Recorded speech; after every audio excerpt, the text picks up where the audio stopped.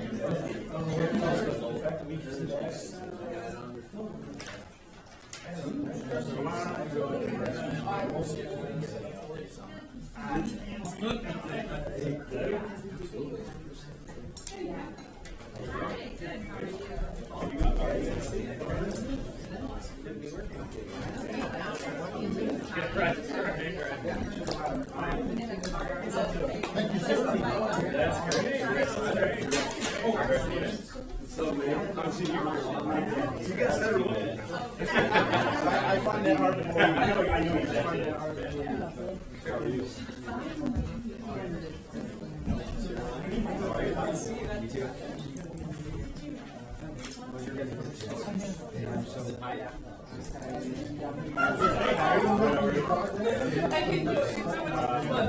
And I can't stop thinking.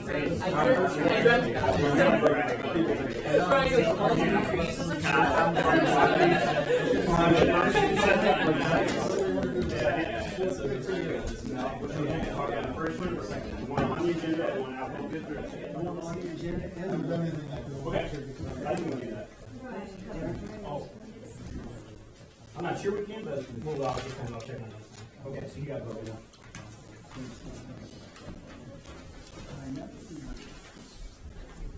Or anybody else?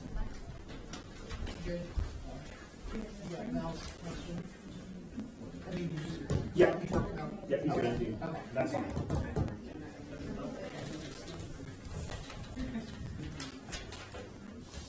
Hello, everyone. We'll get started here. Thanks for coming.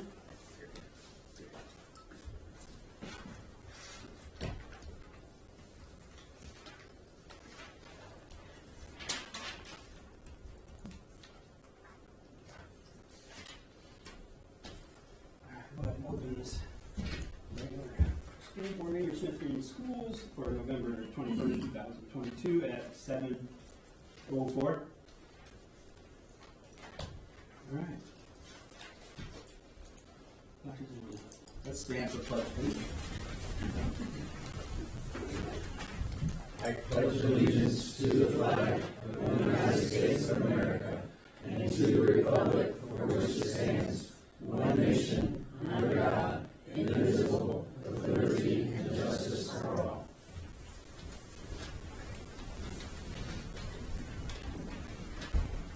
All right, everyone, please join me for a moment of meditation.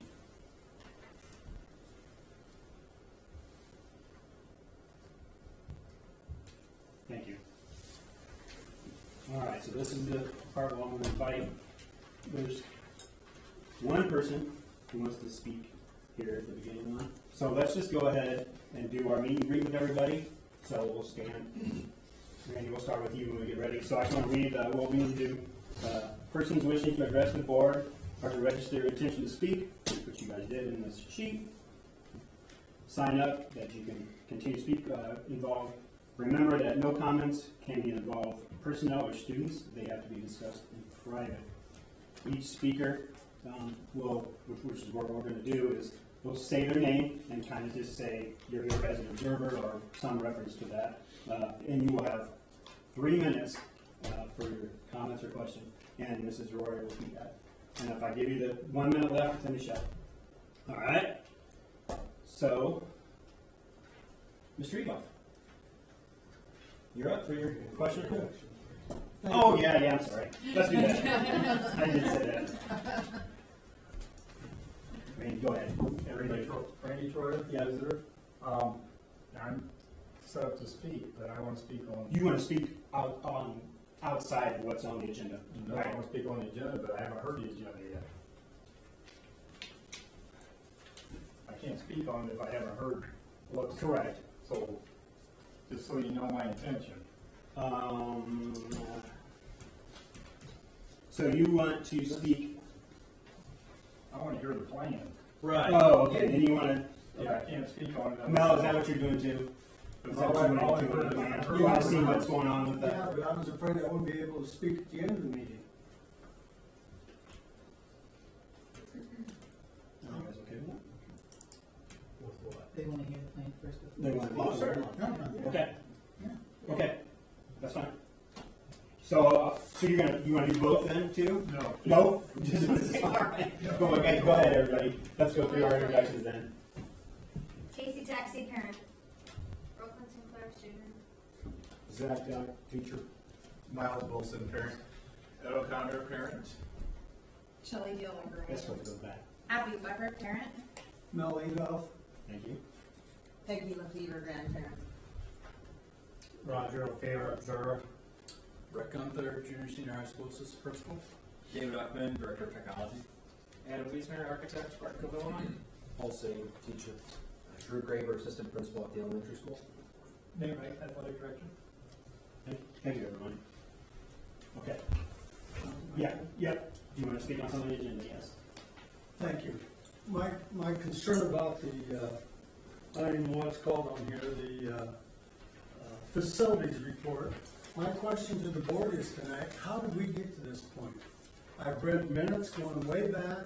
I can find nowhere where the board addressed hiring an architect or made a motion to approve a facility study committee or anything. And now tonight, for the first time in public, we're going to see a presentation to spend $6 million. And my question is, my question very specifically is, who ordered or started this process? And I talked to Dr. Zimmerly respectfully, and he said it was in the works before he got here. And could somebody give me a little history of how we got to this? And why it wasn't made public before tonight? Thank you. Thank you, Mr. Goff.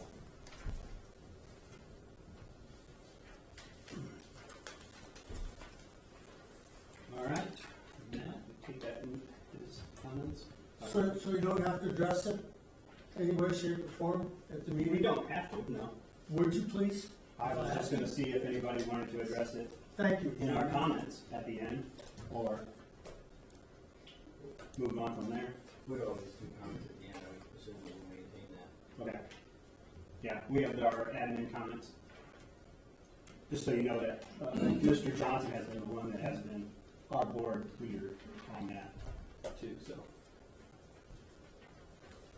All right, with that, nobody else had any other? We will move on to close that part and move on to the consent agenda. We have 3 different sets of minutes. One was the hearing for the superintendent contract that took place on October 17th prior to your regular meeting. You have the minutes of your regular meeting, which took place on October 17th. And then you also have the minutes of a special board meeting, which was held October 24th to approve the superintendent contract that had been properly published. If there's any question about those minutes, any corrections? Okay. The second thing for consent agenda is professional leaves. If there's any questions about any of the professional leaves. Accounts payable and payrolls. Are there any questions about the accounts payable vouchers? All right. We have a number of donations we'd like to call attention to. Dellinger Orthopedics, $125 for the high school art department. Churubusco Rotary, $200, lifetime sports class field trip to Combat Ops. The Toma Foundation, $1,000 for the Churubusco boys basketball program. Whitley County Agricultural Museum, a $500 donation to the Churubusco FFA. Greatly appreciate those donations on behalf of our kids. Always donations. We have a number of field trips we'd like for you to approve. I do want to point out that one of these field trips already took place. We will get a handle on this and make sure that these field trips get to you ahead of time. But we have 5 different field trips. 2 of them to Bright Horizons. We have all our juniors and senior field trip for Ivy Tech. We have a 6th grade science class going to the planetarium, the Charles W. Planetarium. And then we have 2 field trips for junior achievement heading over to Finance Park, which is an excellent activity for our students. If there's any questions about field trips? Okay, we have a couple of proposed fundraisers as well. We have the cross country Andy's Knockout Chicken Sales. Again, a couple of these already took place before they came to you. We're going to get a handle on that. Like I said, we have the chicken sales took place in October, and then our student council fundraiser on behalf of Hurricane Ian victims that took place on October 28th. That was a big sale. We'd like to recommend those consent agenda items for your approval.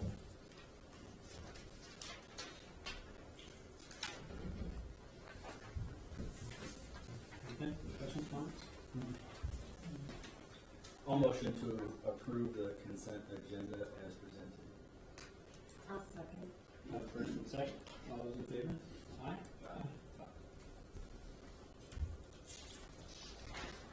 Okay, next item is personnel. We have the extracurricular schedule with some updates and modifications to that. If there's any questions on that. Chad Fulkerson is resigned as Associate Athletic Director. This coincides with his retirement as our School Resource Officer that's effective at the end of the year. Pam Helton, Employment, Educational Sign Language Interpreter. You might remember at the last meeting I had you approve this as a position.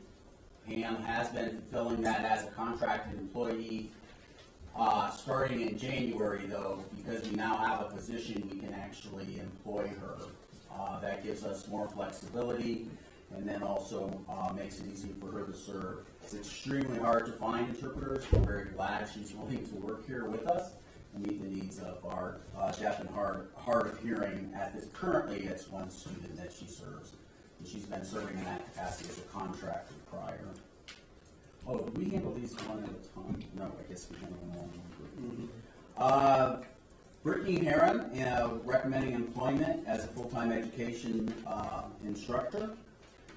Ashley Miller, resignation from that position. Joella Schwartz, FMLA leave, intermittent. And Marla Weimer, employed as the clinic assistant. She's replacing Mrs. Swift. Recommend those personnel to you for your action. Questions, comments?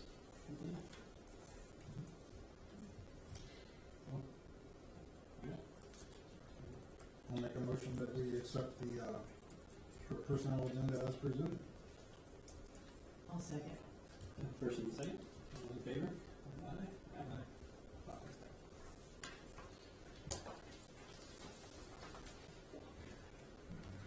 One of the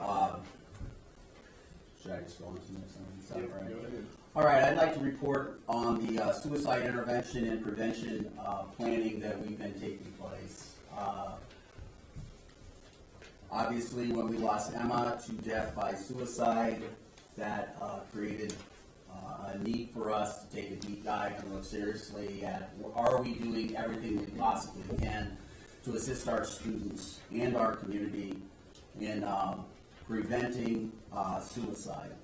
So we did put together a advisory team, and out of this advisory team, and then also the work in pulling together the administration and our student services team, we came up with a suicide framework.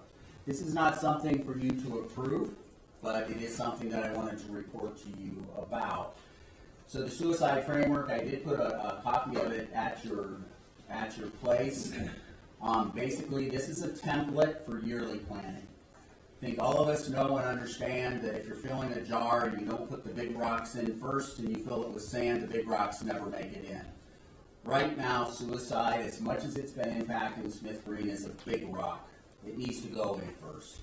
So this framework is simply a way for the student services staff and the administration to make sure that every spring they put the big rocks into the jar to make sure that this is taken care of and it is addressed for the next school year. So what they basically did, the counselors got together and came up with 5 areas that they really wanted to focus on. QPR training for staff, students, and through the advisory, it was strongly recommended for coaches, because oftentimes our coaches are who our kids are talking to. The second one is that we have a suicide prevention and emphasis week at the beginning of every school year, at least for the next 4 years, to make sure we are focusing on the needs of our kids and addressing this. The third thing is to specifically identify and target and create adult mentoring relationships with our students that are most at risk and that have been directly impacted by suicide over the last couple of years here at Smith Green. The fourth tenet, our major focus, is staff development and support activities for our staff.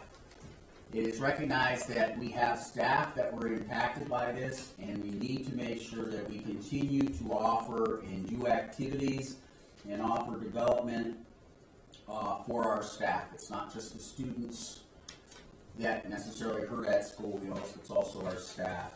And then the fifth one is parent communication and partnership, working hard to make sure that we include our parents, assist our parents in that, and then also building partnerships across the community to deal with this. Because one of the things we certainly heard when we had our community night is that this is not a school issue.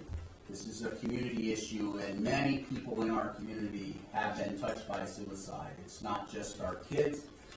Oftentimes that is viewed as very, very tragic, but we have other individuals in our community as well. So we have split this into different quarters, focusing on each quarter, trying to make sure that we address and look at the different activities that could take place each quarter of our school year. And this is a school year quarter, so it'd be like first 9 weeks, second 9 weeks, third 9 weeks, fourth 9 weeks. Brian, I don't know if you want to chime in here at all in terms of what potentially could be happening community-wise. Maybe I'll give you an opportunity for that. Sure. After our event in the cafeteria, response was really strong. Had probably close to 10 individuals, a couple of businesses who were more than willing to promote that beforehand, who said we'll support whatever you want to do to help with this. So we've got good community support from there. I asked Kathy what pastors she knew. I got more church names from Cherubusco that she talked to than I knew there were churches. So that's excellent, because that's an excellent place to reach out. It's our goal to reach out to them, just to have them promote whatever the community task force plans on doing. I know the couple that said they want to take this on and lead it. I've been talking to some statewide organizations about how do you do this? How do you start this for the community and take it to the community, not just teach it in the schools? So the response has been very strong on that effect. The commander of the, not VFW, the American Legion wants to take it to the veteran community. So The response has been very strong, and we're hoping to not do what the school does, but inform the community of what the school is teaching the students. So when they come home and they're having conversations about what they learned at school, then those in the community will know exactly what they're talking about and know what to do with that information. So I've been very happy with the support, and thank you. So now that we have this framework laid out, our next step then would be to decide what are we going to do first. We've already, I had one meeting with a couple of the other leaders to, when the school does a QPR training, then the community offers the same thing. For those that may or may not know, CPR is what you learn to do for physical trouble. QPR is question, persuade, refer. It's kind of the standard of, oh, when I see this happening, do this, just like CPR. So I think the first thing we want to accomplish is inform and educate the community about what that is and how to use it. And for now, that's a good start, and we will take it from there. But thank you to everyone who's expressed an interest in helping, because it's been very encouraging. In addition to your packet behind the framework, I did include a list. I asked our counselors and staff to share with you the different activities that are taking place in your school as it relates to lessons that they are focusing on. I'll call your attention to the very last page. That last page talks about arranging that we are planning for a QPR training this February, the 17th. So that's going to be in combination in the support of the school care team. Also looking at the RAP program for the freshman class during Eagle Time, again provided by the school care team. We have suicide prevention lessons that are taking place with our juniors and seniors, and in 10th grade that's through health classes. I think, Paul, you're doing some of that in your classes, and that is also supported by McMillan, and then Sandra is also providing some of those lessons. So then Dottie Davis is an outside individual who is we are going to consult with. And again, sometimes we can come up with what we think works great. Sometimes have an outside person look at it. And so we'll lean into her so she can look at our comprehensive plan and see is this best practices. And then also looking at staff and offering RAP training for the end of the year or the beginning of next year for our staff.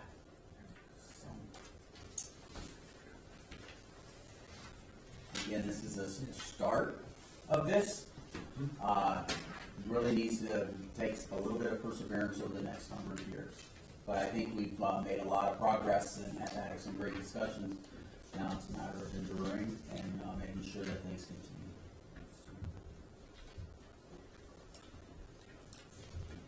Mr. Hart, I have a question. So, Mr. Zimmerly, Dottie Davis, which organization is she with? I don't remember. I do not know for sure. Does anybody know who's here? I did not quiz her on that. I believe she might be with school care team, but I can find that out for you. Do you know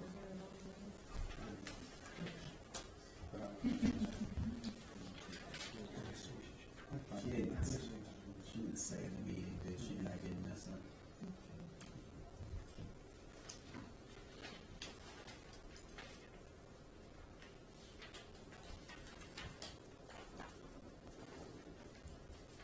Anything else? I just had a financial question. I know there was a donation, I think from McMillan and Parkview.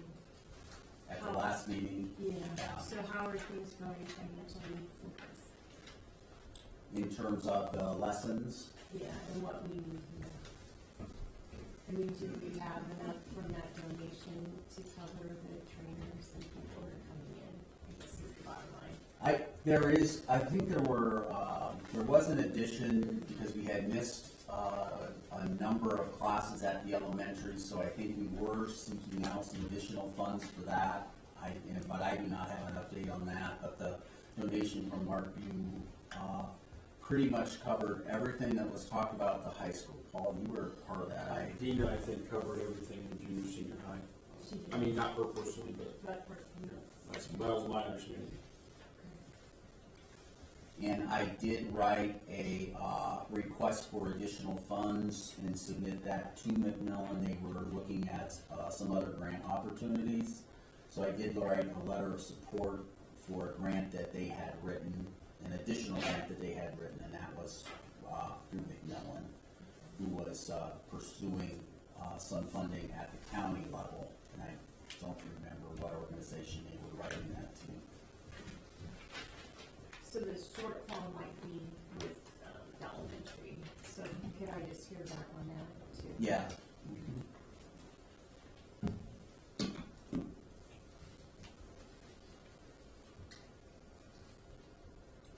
you get a request funding for that?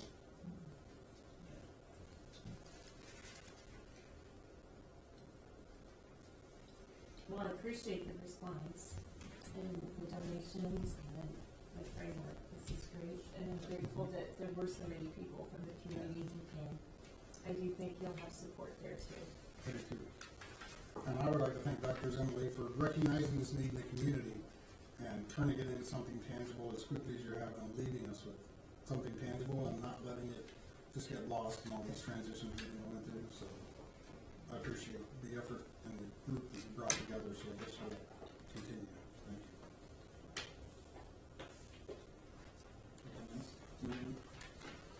Let's go on with that. I appreciate it too. I really agree. Grabbing on this and going with it. Keep going. And Brian, you too, for taking lead as well as the board members to press on.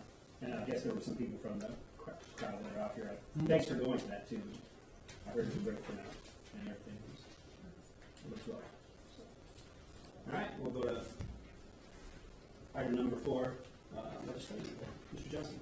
I have no new items to report from the legislature. Item 5. I'm going to turn this one over to Jody. It has to do with money.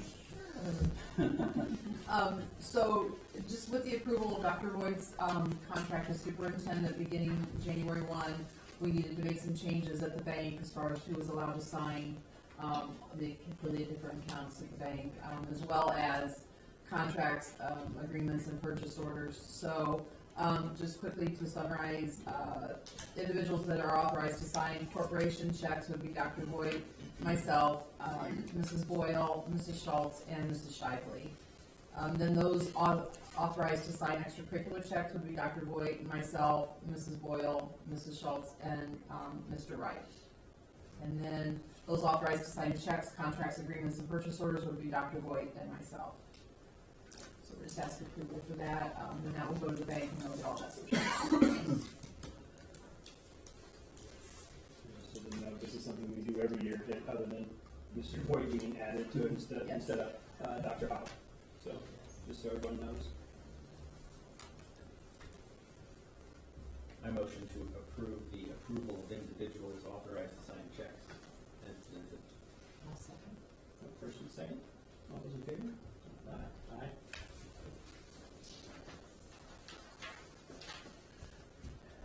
Next one I'll let Jody explain as well.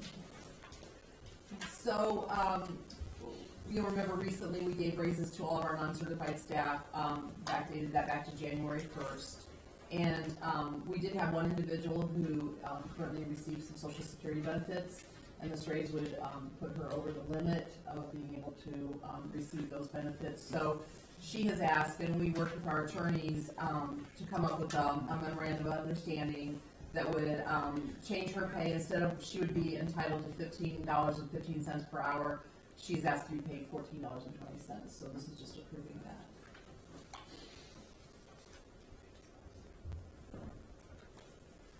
Anything? No? I'll motion to approve the resolution approving deviation from classified salary standard. I'll second that. First and second. All those in favor? Aye. Aye.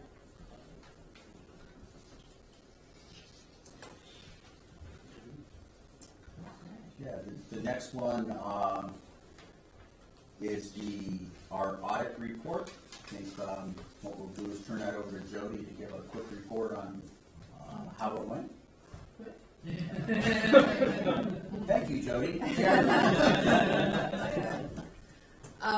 So every 2 years, years, the school goes through an intensive audit by State Board of Accounts.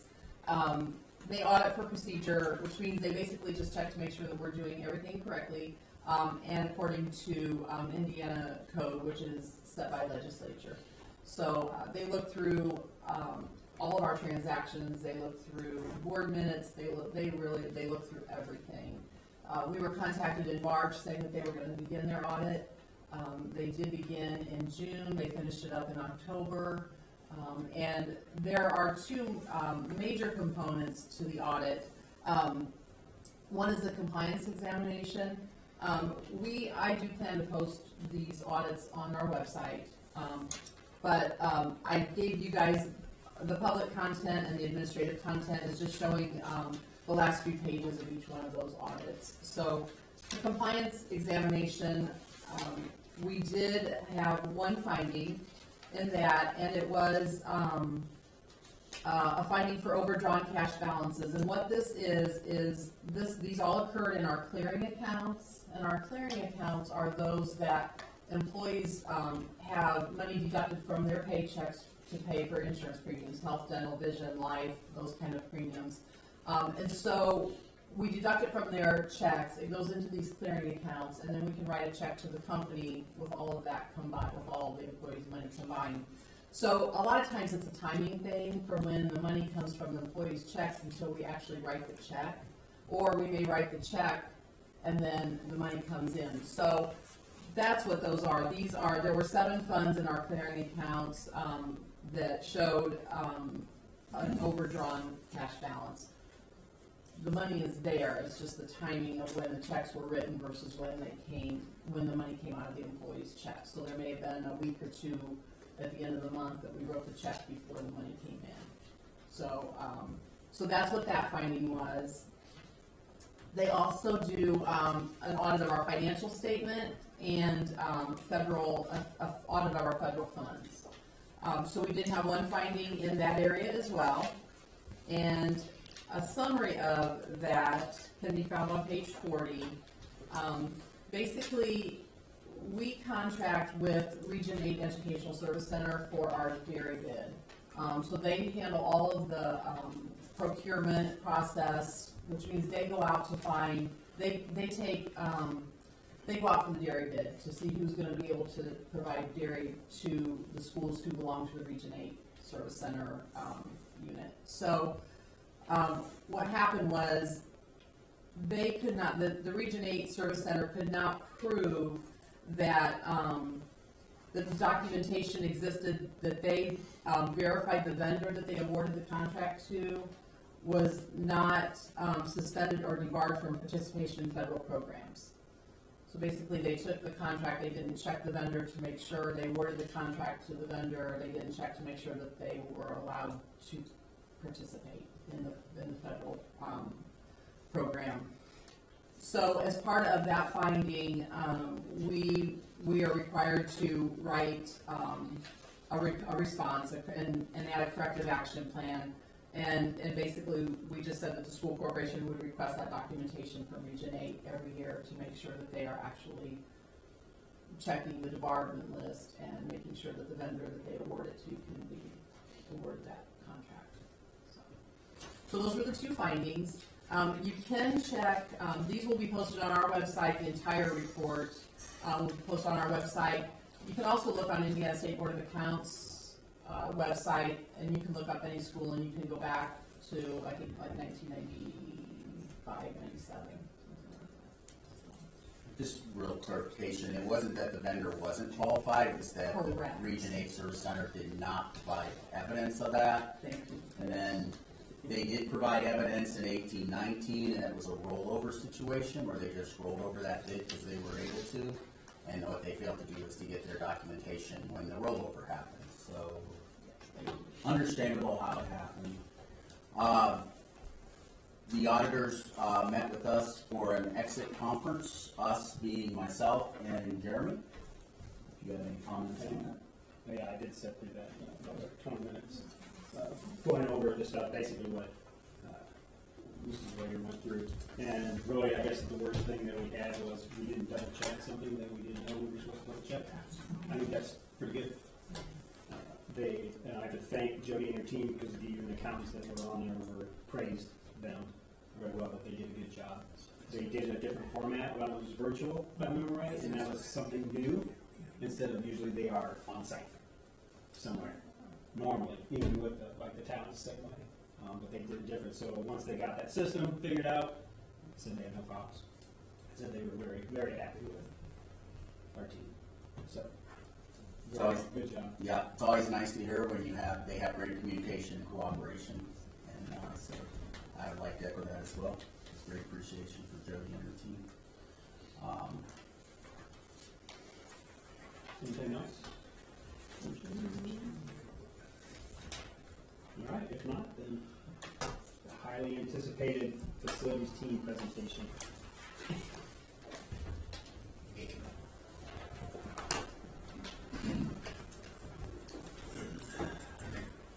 Evening, everybody. So we're going to be looking at possibilities presentation here for an elementary gym, updating to a locker facility and a fitness and strength facility. A little history of where we've been and how we kind of got to where we are tonight. As many of you know, for probably at least 15 years, there's been discussion of the lower locker rooms need to be renovated. Our fitness center, strength center is very small, very tight. So we've looked at a field house to the north, headed out towards the baseball field. We've looked at shrinking that down to just a fitness and strength center on the north side. We've looked at one on the west side. Each of these had some major flaws to them and would impact other sports, our bus garage, major storm sewer running right through there. Yeah, utilities of all kinds running all around the building, which would just increase our costs substantially. So each of those had some issues to them, which kind of led us into looking for some different things. Mr. Sade and Mr. Dock, feel free to plug in anytime here with especially with our needs. Our locker room facility it's where we host all of our visiting athletic teams, and a good portion of our PE students are down there. It's deteriorated due to age, and you guys can probably speak on supervision better than I can. It's the way it's designed. It's downstairs, and it's below where our weight room is. It used to be the stage years ago. There's a lot of nooks and crannies in there. There's a lot of places that you can't see. You can't stand in the middle of it and get a bird's eye view of everybody, and that's an obvious concern. So, with our fitness and strength center, safety is a major issue. As we'll see, I have some pictures here later on. We could have some kids power cleaning, and if anybody tries to walk by, it's very difficult to do. Coach Doc, feel free to plug anything here that I'm missing. There's just not enough width in the room. It's been a concern for a long period of time that the amount of space we have is pretty limited, and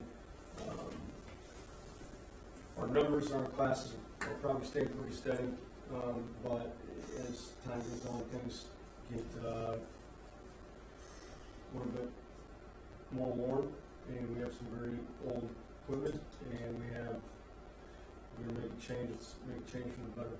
So, as you'll see in some of the pictures here later, a lot of our equipment is double stacked, so we have equipment against the wall and another piece of equipment in front of it before we get to our space. So getting to that equipment isn't always very feasible.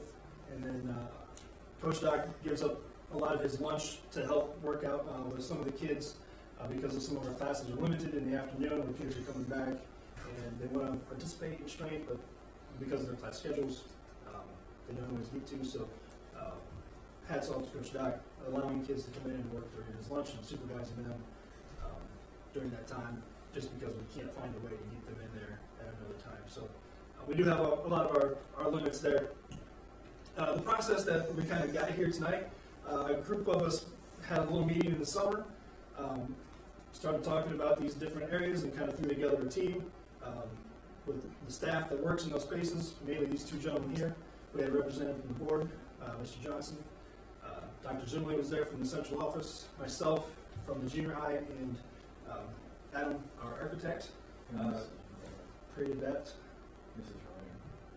Oh, yes, and Mrs. Roy was there too, sorry. Mrs. Royer was in all the meetings? The, The first couple? yeah. The first couple? Yes. Oops. As we got to talking, our meeting started going, the idea of the new elementary gym came into play about taking the current weight room facilities, moving it into our current elementary gym. So we got our elementary personnel involved, so we had representatives from the elementary. We brought in a representative from the music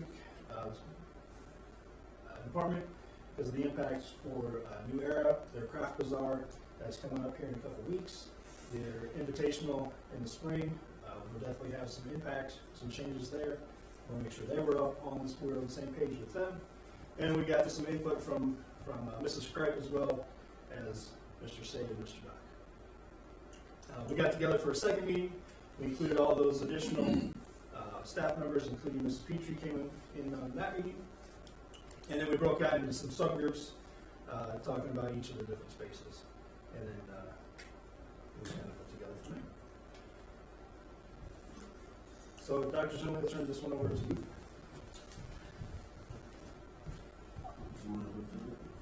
All right, I'll go through it. So, one of the things that I think is the most frustrating thing in the world to do is to turn people loose without any kind of parameters in terms of, well, what are your budgets, what's available. So Jody had put together some meetings with our public finance folks, as well as the law firm of Weiss Miller, and we had those meetings ahead of time to come up with what could be our budget amount for the project. Stifel is who you folks work with here. Jim Elizondo is the face of them that perhaps you would recognize as board members. Jane Herndon would be the face of the law firm of Weiss Miller. You may have met her as well.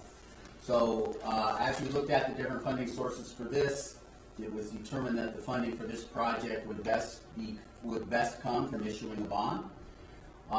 The capacity for that bond is based on the assessed valuation. This particular estimate for this project of $5,815,000 came from the assessed valuation. The payable 2022 AV, that would have been the 2021 AV itself, payable 2022, and that's how the capacity of that bond was determined. So that became the budgeting number. So that's where that came from. The repayment then would be structured to keep the maximum tax rate between 4 and 5 cents. And this would be for the next 10 years. This would be through 2034, when we have some other existing bonds would be retired. But that's what the impact would be for the next 10 years. Again, the capacity and the structuring of the debt was done by your professional firms that we consulted. Sorry, but move fast. So the way this would fund out, if this were approved, is that there would be no payments in 2023. The first payment would be due in 2024, and that the actual dollar amount of that payment would be approximately $265,000. Then this yearly payment amount, and this is why this is the budgeted number, is manageable over the next 10 years. And then the really important thing I think for you to understand as a board is that 4 to 5 cents on the tax rate would allow you to be very responsive to tax impact concerns if they should arise. But still, this would meet your facility needs in terms of adding the square footage necessary to accomplish some of the goals that the staff has expressed that they have, as well as continue to meet the students' academic needs. There's a balance. There's always a balance. And you have to maintain balance between what you're asking your community to assist with, what the facility needs you actually have are, and then also the core mission of academic performance always has to be top of mind. So that's how the funding laid out. don't know if you have anything to add to that. Jody, excuse my ignorance, when it comes to the funding, we talked about, when the only conversation we had, like all together about this, we talked about a certain number that would make it so there was not tax impact. So what would happen is, with the 4 to 5 cents that it would cost, the other funds could easily adjust to keep us within that tax rate of somewhere between $1 and $1.05. So the other funds being debt service and the referendum fund could adjust to make us stay within our tax rate. And that's with the 5 million and 15%? Yes. Okay. Yes. Yeah, that's one of the pieces of language that I really would like to leave you with, is that looking at that total tax rate, because you need to have the levers to move between funds, but the expectation as a board is to say, okay, this is our total tax rate, this is the burden that we're asking, or this is the effort that we're asking from our local taxpayers. You want that, in my opinion, to be as consistent as it can be, so that business people, homeowners, people on fixed income knows what they're being asked to provide to the school. So you want that total tax rate to be right. This 4 to 5 cents that would be here, you can structure your payments so that you can maintain that total tax rate and that obligation to provide that consistency.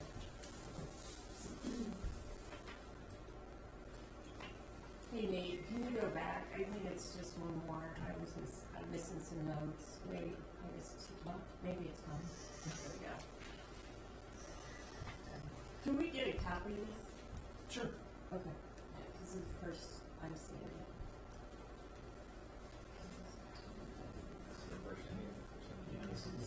None of us have seen.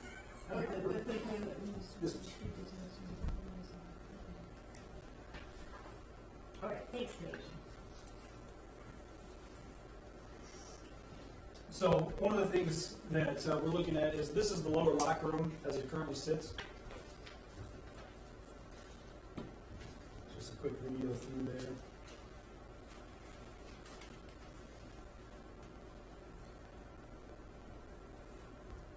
Kind of see some of the nooks and crannies that Mr. Say referred to. This is one of them right here.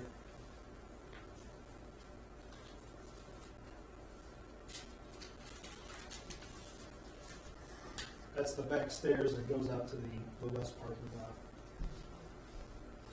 And then the door on the right here would lead back to the gym. I've got some additional pictures here for you that are coming up, so hopefully Coach Doc and Coach Say can share with you some more here. But one of the biggest things that we want to make sure that we're presenting tonight is that we want a new locker room and space for our strength and fitness facilities. A lot of these pictures are beautiful, of beautiful equipment.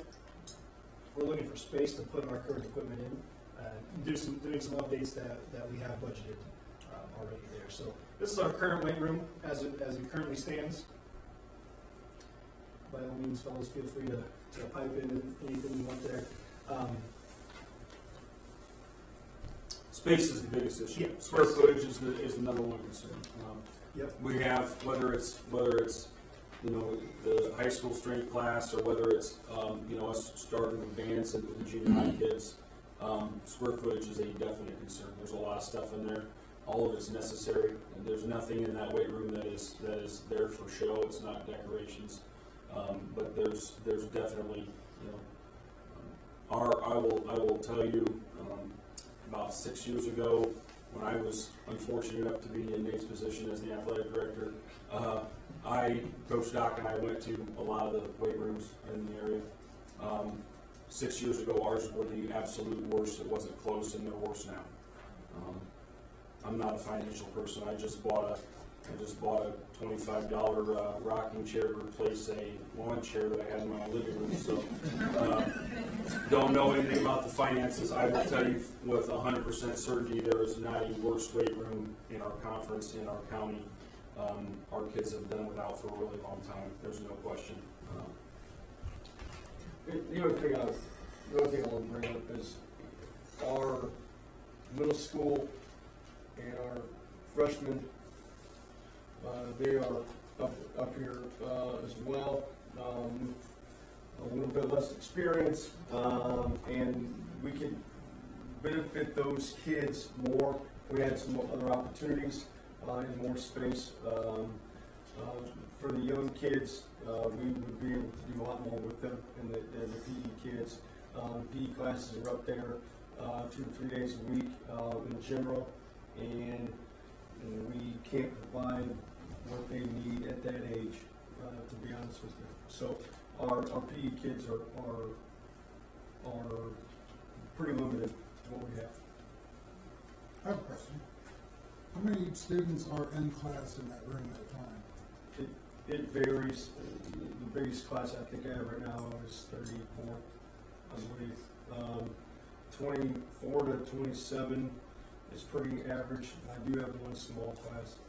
And from year to year, it can vary. Some periods get extremely loaded up, and others are extremely small. The summer and the off-season conditioning stuff, it gets pretty tight because we have to rotate through different stations. And their pipeline is safety hazards, right? I mean, we have weights with that many kids in there, that's it. That's what. It's also on a, I mean, I mentioned earlier, it's on a, it's a stage. That was an auditorium at one point, stage, and so, I had one of the custodians last winter come, he was working downstairs cleaning, and he came up and said, hey, every time the kids drop, do their power things, the light fixtures are falling off. So, I mean, it was never intended to be a weight room, and we've been doing it for a really long time. That's bottom line. Yeah, definitely very, very tight in these spaces right here. So if a student was working over here and was going to come around to get a towel or a pencil or whatever it might be, there definitely would be a potential for disaster. Speaking of school safety in general, and going and actually taking a tape measure between squat bars, squat racks, equipment, it's not a very safe environment. It doesn't meet leading practices. We don't have best practices here, but it doesn't meet leading practices on spacing of equipment. That's one of my biggest concerns as safety director. And then you talk about having 30 or so kids in there as well.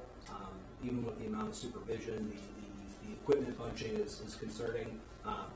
Also even going back, Nate, if you can go back even to that locker room below, one of my biggest concerns as safety director is our current PA system is not functional in that downstairs locker room. So if there were to be an emergency of some sort and we have students there, there's no way to access or inform those students if a lockdown or something were to occur. We've tried working through and mitigating a way to open something up there, but it's not plausible with how it's structured. So not having that be a place during the school day for students is a huge priority, I think, for all of us in the building to find better spaces that are safer for our students. So that's the safety directing side from that locker room and also that way. So board, this is below, those of you who don't know, this is below the weight room. This video takes place below the weight room. And this is only one. Correct, there's another locker room that you weren't showing here. It's still closed. Which is closed after the tragedy that we had happen.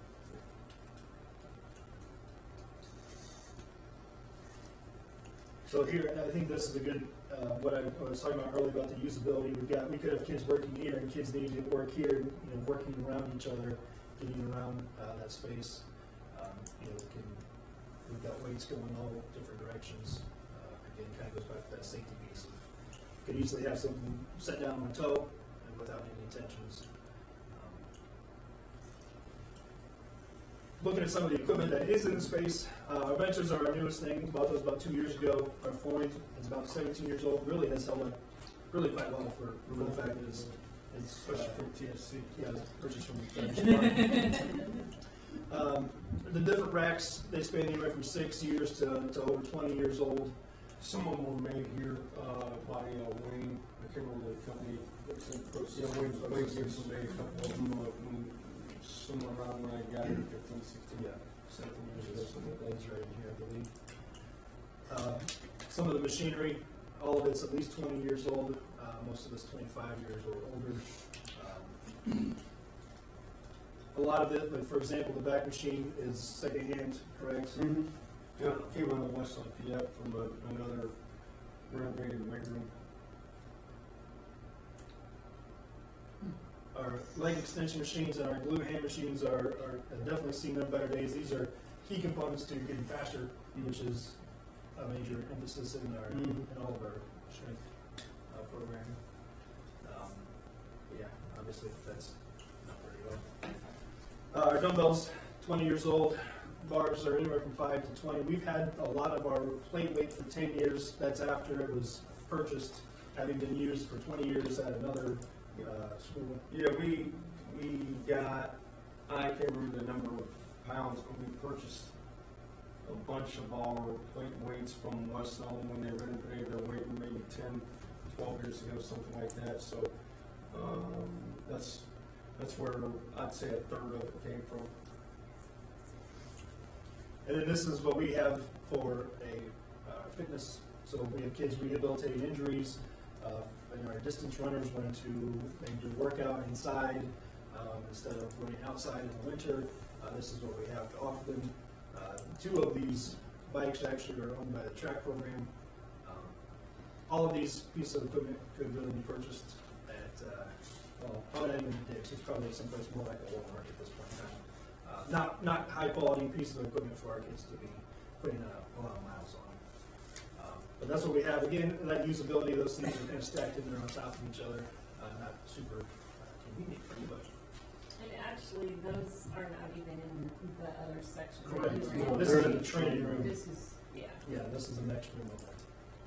So if we did have a kid who was unable to lift because of an injury, they would be, the doors are open between the docks right there in the doorway, but it's in that next room. Then I've got a lot of pictures of other school districts and their facilities. Again, a lot of them are beautiful facilities and have beautiful equipment. We're looking at the space. So Central Noble here, their space isn't necessarily a whole lot wider than ours, but it is substantially longer than what ours is. If you look there, because of their equipment set up, they built it about 6 or 7 years ago with this equipment in mind when they created the space. Does that make sense? So they maximize the space based on the equipment they're buying. This is Columbia City's. Obviously, it's brand new. Kind of get a comparison. There's 5 racks down through here. Ours had 4. These are spaced out by the manufacturer to help with that safety between those racks, so we don't have kids getting pinned between bars and whatnot. So well over double in size once we look at this other space here as well. So again, obviously, Columbia City is a larger school, beautiful facility. A nice space here in front there. Westview, we did theirs. Well, I guess I presume they can tell us more about the timeline on that, but their facility here, again, the width isn't necessarily a whole lot different than ours, but substantially longer. Their layout, they use a little bit different machinery than that we use.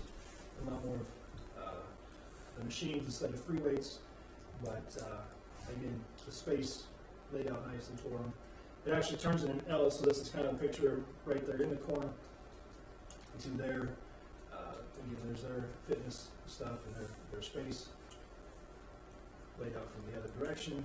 And then they have an auxiliary room there, like a classroom for, I'm assuming they do all kinds of jump rope and auxiliaries in a space like that, stretching, whatever it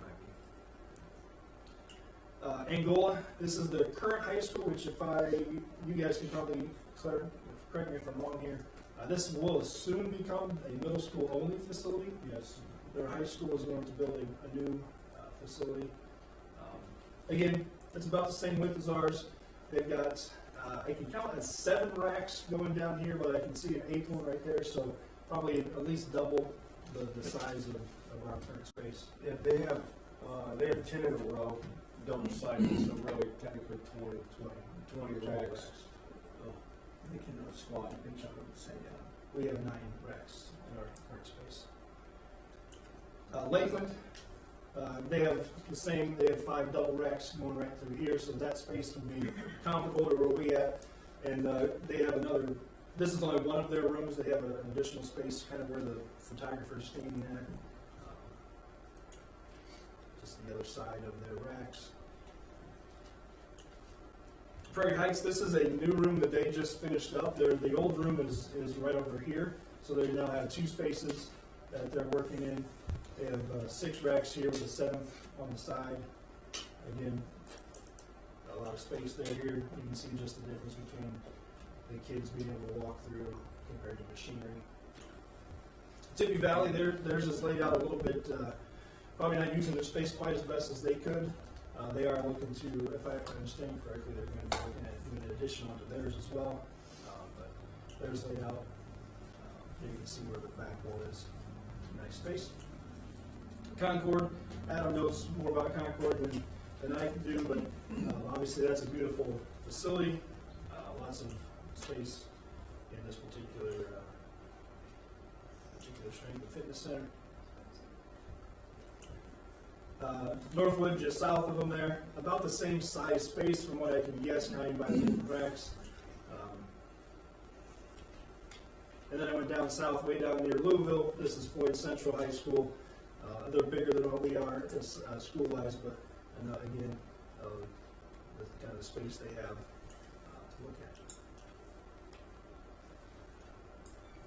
So Nate, can you tell us, I think I'll know conference, but is Central Noble, Westview, Yep.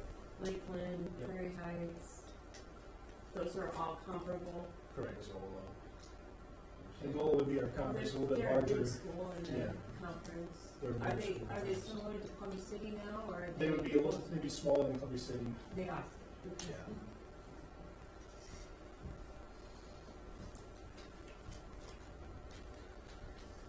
All right, thanks.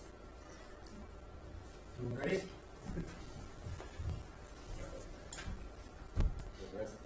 The phone's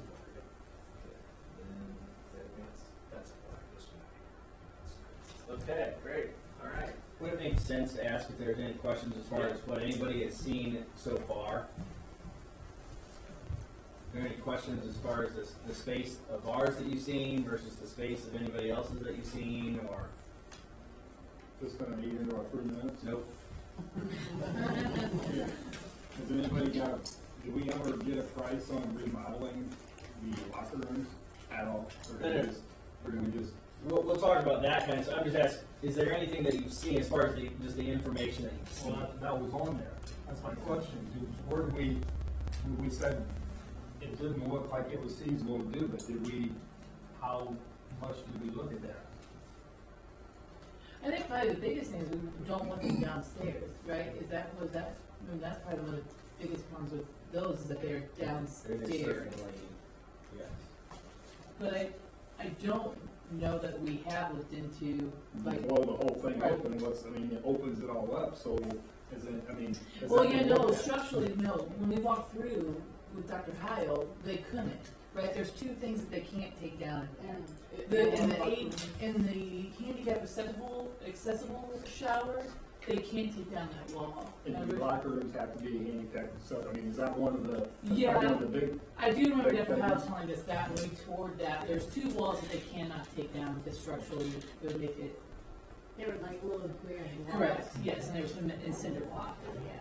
But, and I know the ADA accessible one cannot come down. And And that one's funky anyways, isn't it? neither of ours are locker, like the downstairs locker room and the weight room, training room, none of those are, That's why. Oh, that is right. No, that's exactly what we were told. If we redo the upstairs or the downstairs locker rooms, we have to make them ADA accessible. To do that would cost us millions. I mean, they quoted us at millions. We do have an ADA shower, Randy, along that hall. There's actually 2. Yeah. So, across from the girls' locker room entrance, where the restrooms are for ball games and stuff, it's there. And that's a big problem. Because you can't grandfather it in, is really what you're Correct. talking about. Right.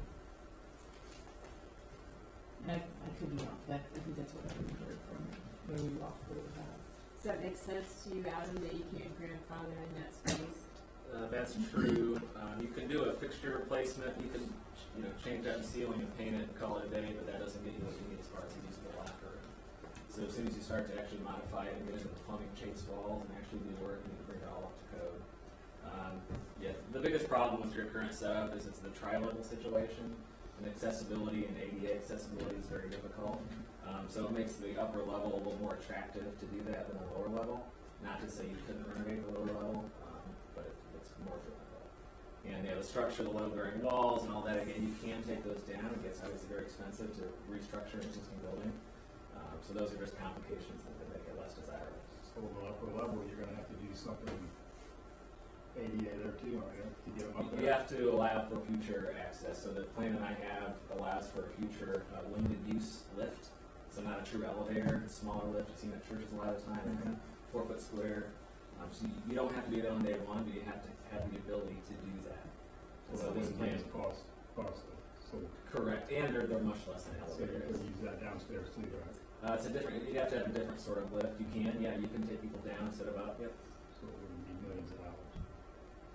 To add a lift is To not go downstairs. right. But we still wouldn't fix the functionality. No, but I'm saying if you're gonna, you gotta go up or down, one or the other. You're doing the same thing. And we did a lift in the auditorium, and that's been making it effective. Yeah, I don't know if that's that was very your common. company or not. For us.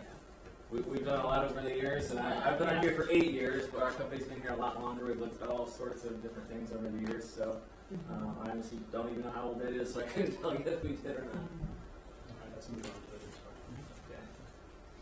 question. Okay. So yeah, we've over the years talked about various fitness projects on every side of the building, like Nate mentioned, and we were asked this time to come and look at it again, and with a little bit of a different perspective. The big picture here is the thought is to build a new elementary gym, which is the red box here on the south side of the elementary. Use the current elementary gym as the new weight facility and fitness facility. And then renovate, it's hard to see it better on plans here, overlapping, renovate the existing weight room upstairs and create new locker rooms. We looked at other things in this budget, but to fit the 5.8 that was presented, some things kind of got cut off the list. So one of those would be renovating the lower level locker rooms, which could still happen in the future. Nothing's restricting that from happening. But what I'm going to show you are those things there. So new elementary gym, that's a new playground since we're building on top of it. Using the current elementary gym for the new fitness facility, and then renovating the current weight room to locker rooms. I'm going to jump in just in case you get any questions on why we aren't looking at other spots. So, what you've got, this is the north end. Yep. So this is the expansion. I believe when I graduated in 1990, they put the middle school part on. So what happens is the sewer and water and storm were all gravity, went right through here. And if you notice, there's a lift station out here in this parking lot. Well, what happened was they had to redirect all that to go back into here. So right now you've got all these utilities that are maxed out. So just hooking this to the north side and not using the function was going to cost more for this one. Hang on just a second. Okay. And then, so that was kind of a thing at first that they had brought up. Let's just look at that. And so, well, it's going to cost, you can't build over the utilities. And they're, like I said, they're already maxed out at the gravity level. And then same thing with the back. All the utilities, remember, the school took on all this. This used to be a neighborhood all through here. That's why you got Scout Drive was through here. There was a neighborhood here. So there are utilities, water, storm, and sewer, not only the schools, but the towns that run on this side. So the same thing, you can't necessarily build over it and go over it. There would have to be a spot where you would have to cross outside. And then if I remember right, just because I was part of it, in 2012, they redid the cafeteria and renovated, added cafeteria and redid some of this. So they redid a bunch of plumbing and changed it, but I believe because of cost, there was actually supposed to be another building here somewhere. They did not do it. So a lot of this stuff had been moved already. And at this point, that kind of looked like the best spot. Just so you know what of course we can't do anything here. This is where we are. And this is the front of the school, of course, through here. Jerry? I'm sorry. Not to debate you, but I was on the board when they made that wing, the wing there that you're talking about. Right here.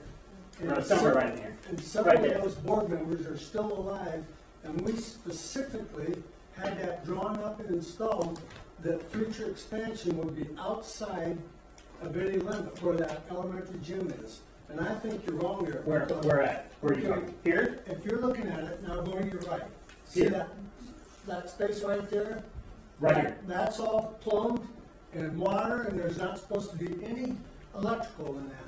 Well, I'm just saying, right here is the sewer, water, and storm that actually drains all this all the way out to West Whitley Street, out towards Good News Baptist Church.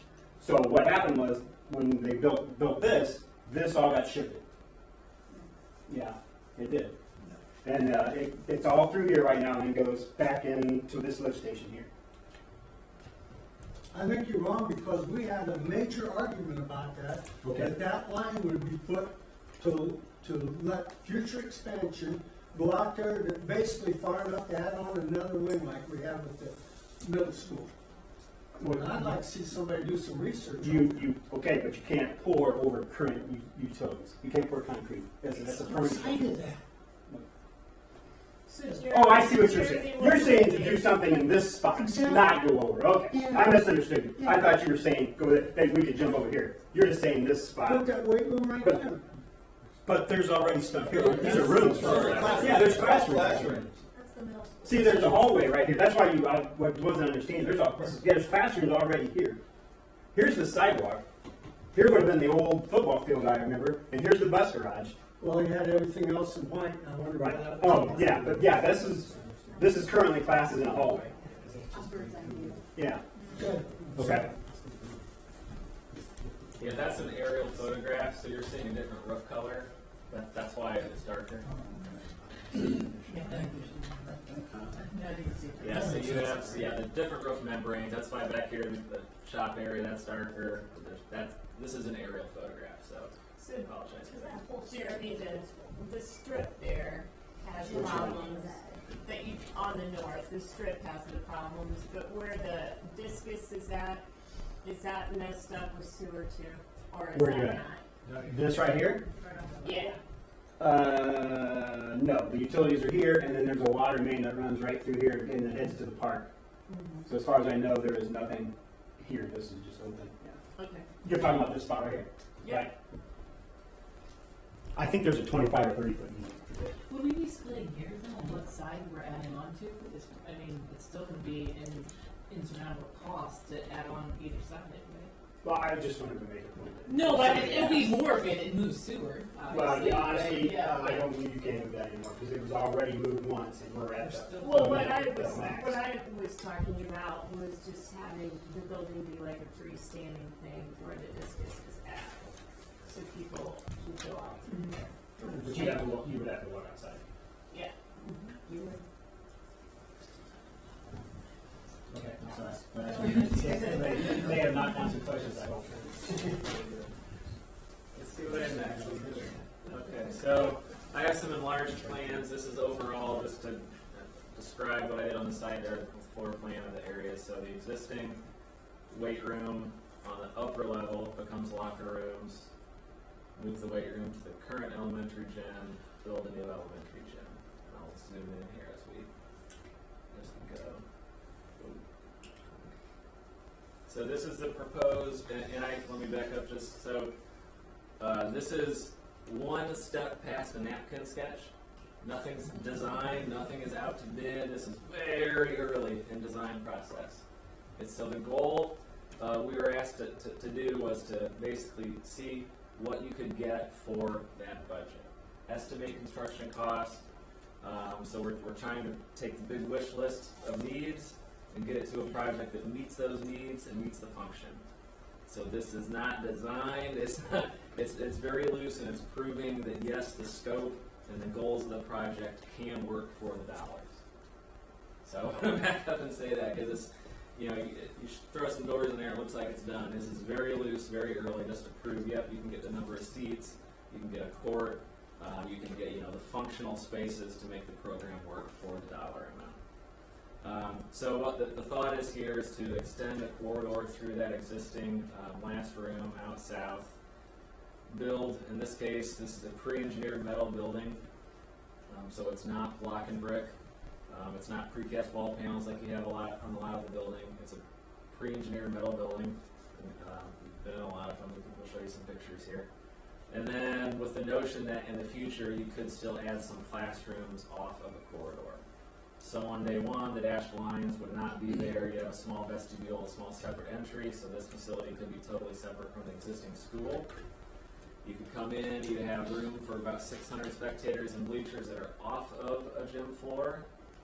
You'd have storage facilities, an office, some restrooms, and then you see a stair to go upstairs to a mechanical mezzanine that would serve the space upstairs.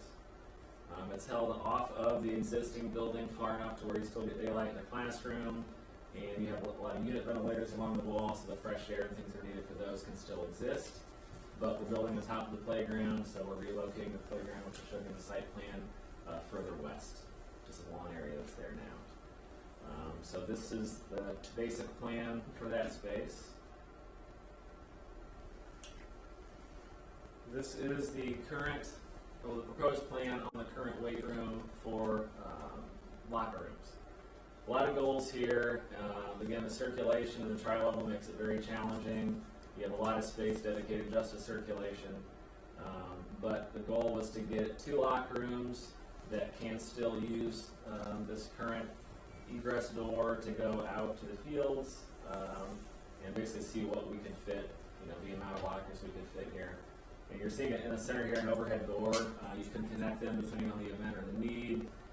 Or you can shut that and have 2 separate locker rooms. So there's basically a vestibule that each would feed into on the west side to get out, in or out. And then you come up from the gym floor to a small hall, and then you can see the rectangles are toilet fixtures. So you have your facilities in here, and then the goal would be give you as big of an open kind of locker room space with the best visibility as possible. So we're not subdividing these into small locker bays. It's trying to keep that space big and open. So there's, in this case, there's 40 12x12 locker bays, and over here 51 12x12s. If those are stacked lockers, we can work all that out later as we go through design. But just to kind of prove the amount of space that you would have. I mentioned the future lift. So where we took out, when we did the gym mechanical project, we took out an old air handler that was stuffed into basically a closet here. That is big enough to put a future lift in, a small limited lift. So that's a nice spot for that. It already has access to the floor. So that's the thought there. You can create a small office here with as much glass as possible for visibility, and basically leave the training area at the old stage in the gym, leave that alone. So that's the initial thought for the locker room space. And then the existing elementary gym, I think the notion on day one is to kind of use it as is. There's a little money in the budget for things like painting. We normally, when we bid things, try to do alternates for you, so if the bids come in good, you might get extra things. So like in this case, it'd be great to give you a true gym floor for a fitness facility, not the existing wood gym floor. We talked about taking over the old locker rooms that are here and trying to create another office, maybe storage, more restrooms, since there wouldn't be restrooms directly off of the space. So we just talked about that. Again, this is a very conceptual kind of level idea. So things were estimated and broken apart with all these things in mind. So this is going to be hard to read. Sorry about that, but this is the estimate. So this was October the 18th when this was updated. And I mentioned we looked at a big list of things. So everything you see below the line would be extra, or just those wish lists. Hey, what's this cost? What would that cost? Those sorts of things. So up above the line, what would be included in the project would be the new elementary gym, moving the playground, and then converting the existing weight room to locker rooms. And this includes the estimated hard construction cost and associated soft costs that go along with that to give you a total. So the soft costs are things that are not built, physically built by the contractor on day one. So there are legal fees, there are fees, there are furniture, there are anything else that would go into a facility to make it whole. So I just want to always explain that it's not just the one cost, but we look at the entire budget to get you there. So again, this is schematic, and the goal was to prove that yes, you could get the facilities and the program function needs for the dollars that you have set aside. Obviously, there's a bigger wish list down here, so in the future, hopefully things can happen, but I think that basic program is there. What's on the wish list? What's on the wish list? We looked at some options to, let's see, sorry, I'm speaking up for myself. To add, so to renovate the existing elementary gym, so to not just put the weight equipment on the old gym floor, the wood gym floor that's there, but to renovate it, give you a true gym floor, do lights and paint and those sorts of things. We looked at the Concord example, which we did. It had a slightly elevated upper level with offices along one side of the walkway. If we did that, the coaches love it because they have great visibility. They can see really well through the space. But we need to heat and cool those spaces differently. So, you know, those sorts of things were looked at. There was an option down here if we built the new elementary gym as a load-bearing masonry and brick building as opposed to a pre-engineered metal building. What's that added cost? So a lot of this is just questions of what could we do and, you know, what would it cost to do X. There's probably other things that we even took off this list over the course of our discussions. And I think I have one more. On your top, your base bid, it doesn't have anywhere though turning the elementary gym into fitness. There's got to be expense to that, and plus all the equipment you talked about. There's no expense there. Yeah, so I think Nate mentioned moving the equipment is there temporarily until funds can be in the future can buy new equipment, and also using the space as it is for now. Yeah, that gym floor would get beat up, probably, you know, protected with rubber mats probably for a while until you do other things. I have costs down here. Let's see, where's the number?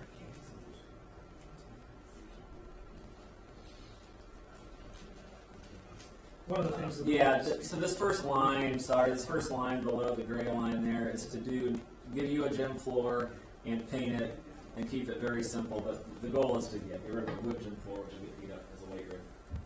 So that first line is there, another $250,000, and then it went up from there to do more renovation. one of the things that we had discussed was spending a couple $100 now to build platforms to put the weight on to help spread that out, and then hopefully reuse some of that rubber flooring on those platforms. So we're taking the same floor out of the current weight room, put them on platforms, so I'll save that floor.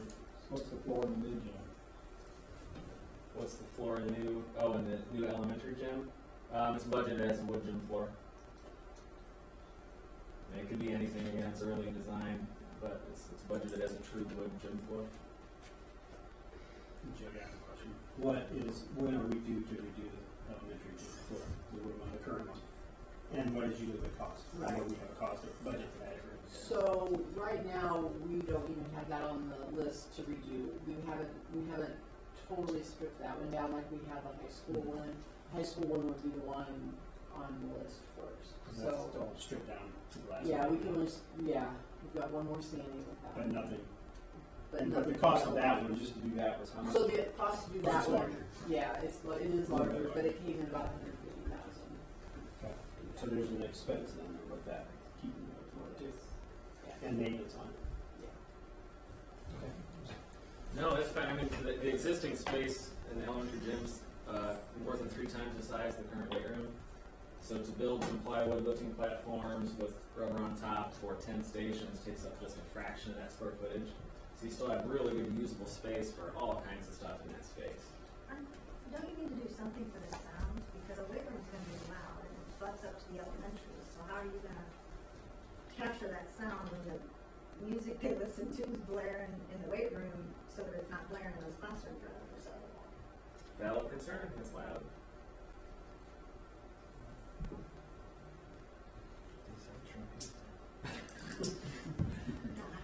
That building there's a block wall that separates that from the elementary, but it's just a block wall. It's nothing more advanced than that. So I think if we wanted to really look at something to help acoustically, we just have to look at the best option for any additional cost and see if it can fit or not.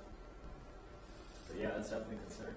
There's great technology for sound barriers you can put on gym walls and stuff like that. And the bridge up against Mr. Sykes' room would be the only room I would be concerned of with noise, and that's cranking up the noise as loud as we can in the elementary gym, playing it as loud as we can, and then going to Mr. Sykes' room and hasn't heard anything, but you know, high school kids can really knock out, so maybe they might be able to find a heavier sound. But weights allowed. I mean, Zach has a loud voice too.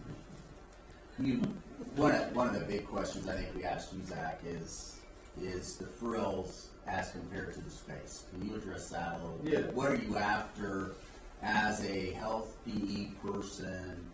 What are you after? Is it the frills that you're after, or is it the space? Can you talk to that a little bit? Yeah, the only thing we're really interested in all is space. It's a safety issue.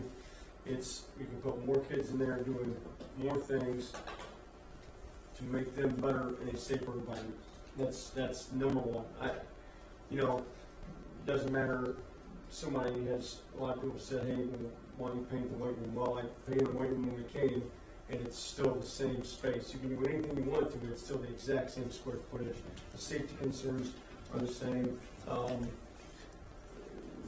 Has it worked for, I don't know how many years? Yes. Is it being more and more used by our daily classes? Yes. And so when you put more kids in there, throughout the day, and the younger they are, the less experience they have, the more hazards there is, to be honest with you. I mean, that's really where it is. And you can do, the more space you have, the more stuff you can do.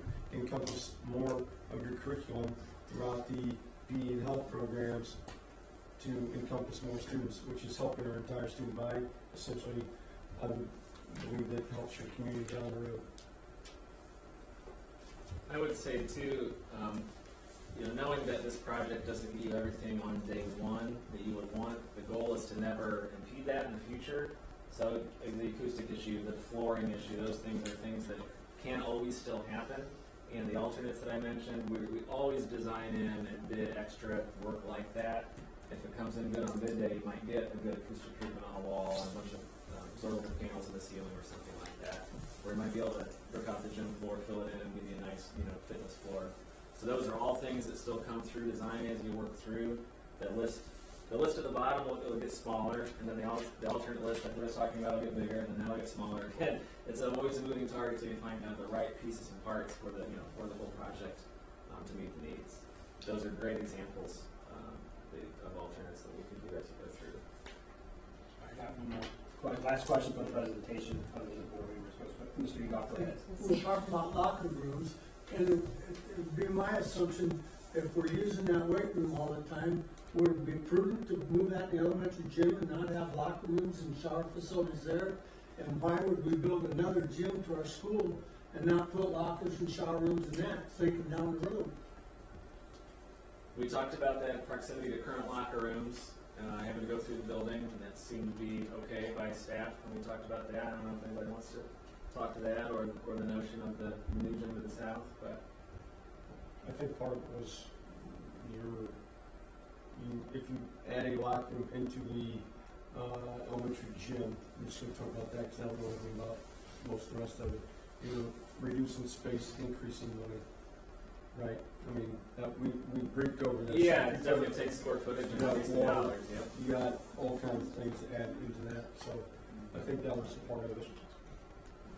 So the current elementary gym, the space that is here, which is currently a locker room, could still be used as locker rooms. But the discussion was that where they currently are in the facility isn't so far away that it would impede this being used as a weight room, and that this might be better used as an office or other spaces to support this new fitness facility. But again, that's something that if it needs to be looked at, can be looked at.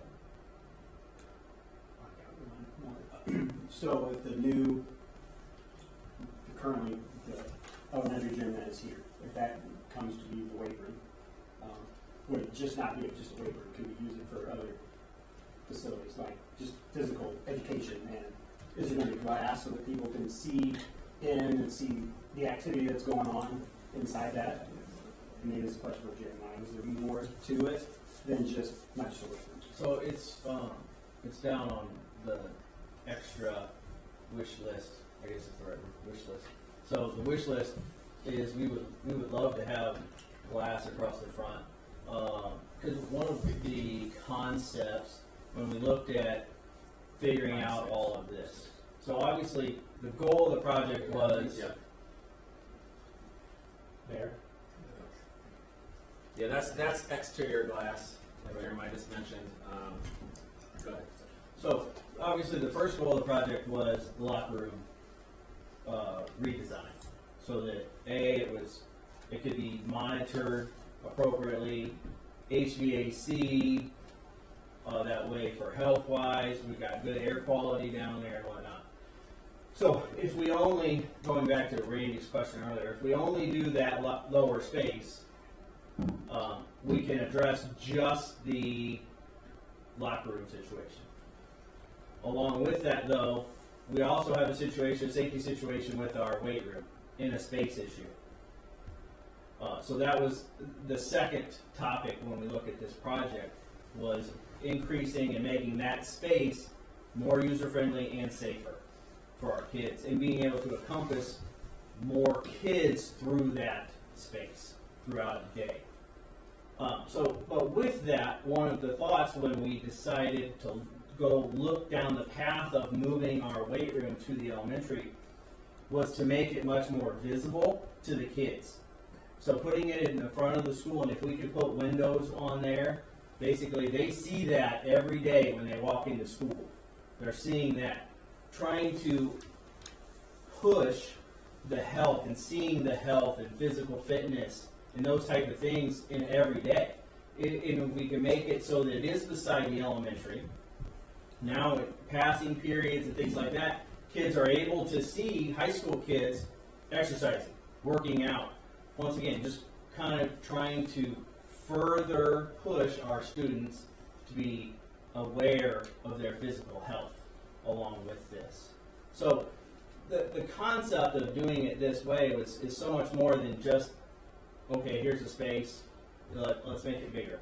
It's trying to encourage our entire school system, K through 12, to be more physically fit and see it. That way we can encourage them to want to do it. I also think we start every day in the gym or in the hallway, and there's a lot of periods, there's multiple classes in there, so we will warm up in the gym, move into the weight room or whatever we're going to do. If we had the space, we would be able to start and finish in the same area. A, B, you can, like I think a lot of schools that we visited on our fitness center tours, like you had staff, they encourage staff to use things before and after school, or even during their lunch sometimes, or whatever they're doing. Right now, there's very few people that work here when we come up to our facility at any point in time, for a million reasons, but especially not in 7 of the months that are above 20 degrees. It's always 100 degrees in there. Mm-hmm. Which I kind of like in a weird way, but it's not encouraging. What you're saying is the air quality in there is also not good. And here's the smell. Yes. So, one item that has not come up yet is that when you were looking at a pre-engineered metal building and the amount of square footage that you can get, could you point that out on the budget? What a pre-engineered metal building would cost as opposed to bricks and mortar? And I think the thing I like about the direction that you all are headed is that it's bang for buck. What's the most square footage you can get for the least amount of money? Can you address that real quick? Yeah, so at this level, in estimating, like I said, one step further than napkin sketch, we're estimating at $1 per square foot for most things. If things get really small in scope, we dig in, maybe get some help from contractors. But you're talking a new metal building, pre-engineered metal building, about $260 a square foot, and that has some assumptions in it. When I have a photo, I'll show you and explain some things. Compared to a load-bearing block and brick building at about $350 a square foot right now, so about $100 a square foot difference to use a pre-engineered metal building versus more traditional construction. And this is an example. This is something we did at Triton. pre-engineered metal building. There's masonry on the outside, brick up to 10 feet or so. On the inside, we do the same thing with concrete block for durability up. And then you've been in a bunch of buildings like this where you see the structure, you see white insulation on the ceiling. It's a metal building. It's economical. It's what used to be a little more than it is now with prices going up, but it's a good cost-effective way to get a lot of square footage. That's why field houses are done this way. So this is an example. We didn't want to propose just metal all the way to the ground, so there is some masonry, but it's going to look like that. That's a low-slope metal building, pre-engineered metal building, so very, very kind of straightforward. And we didn't include any interior. So is it protected all the way up on one side? Block up to 10 or 12 foot. Yeah. There's one end. I know archery is important, so we looked at one end being much taller because of arrows. But yeah, the rest of it. Maybe might have metal liner panel instead of insulation on the walls. There's options like that. It should be cost effective inside. We do that on the ceiling too, but the insulation that you see is the most cost effective way to do it. What's the energy factor on that compared to the brick and mortar? So we have to meet the minimum energy code no matter what we build, and you can just only go up from there. So in any situation, you could add more insulation and be more efficient, but we designed to the minimums, and that's what this is estimated at as minimum energy code. So. I'm not sure I got the answer I was looking for. Can you try again? Can't give you dollars. Could you tell me that size, like the energy on the prefab, and then if it was a brick and mortar, what would the energy efficiency be? Because when you talk about the insulation, I can't tell you how much money the electric bill is going to be. Is that what you're looking for, or? Yeah, I assume there'd be estimates on that. We get estimates on what we have here. Is a metal building just as efficient as this? Percentage of difference. Yeah. Both buildings would be, in theory, very similarly efficient. Okay. But you can't give me out. I can't. I'm not prepared to give you a dollar amount tonight. Okay, that's what I'm looking for is a dollar amount. Okay. What's the height of the new gym compared to the old gym? Height difference? I don't know off the top of my head. The new one's probably 26 foot clear if you want to play volleyball in it. I don't know what your existing elementary is. It's probably not far off from that if it's shorter. 26 clear to the bottom of anything is minimum for volleyball. Let's keep on. No more questions. Yeah, I think that's my last slide. Move on to. Yeah, that's the last of all of them. Okay, good. Thank you. Thank you for some of your questions. I just want to put Julie, was the current elementary, is that on budget to redo the air? So we had a price, we did have a price, but we couldn't afford to put it in the plans for when we're doing this. I think I got cut off. Okay. Sorry. I know I want to keep moving. Okay, I know the glass feature and getting children excited about fitness is really important, but we did just black out that front door. And I'm not really sure I understand why we want to do more glass. Well, we're not. It was internal, was it not? We haven't got that far, honestly, yet. So, Okay. that was the thought, but we weren't there And then I yet. had a question about the corridor. I thought at one point you were gonna take the prefab building and get it closer to the existing building because the corridor there, I think of that as a safety issue, or whatever you call the open space there between the new building and the existing building. Yeah, Because we have those other openings, and I hate to say all this in public, but that is a safety concern, the other openings that we have in our The building. courtyards.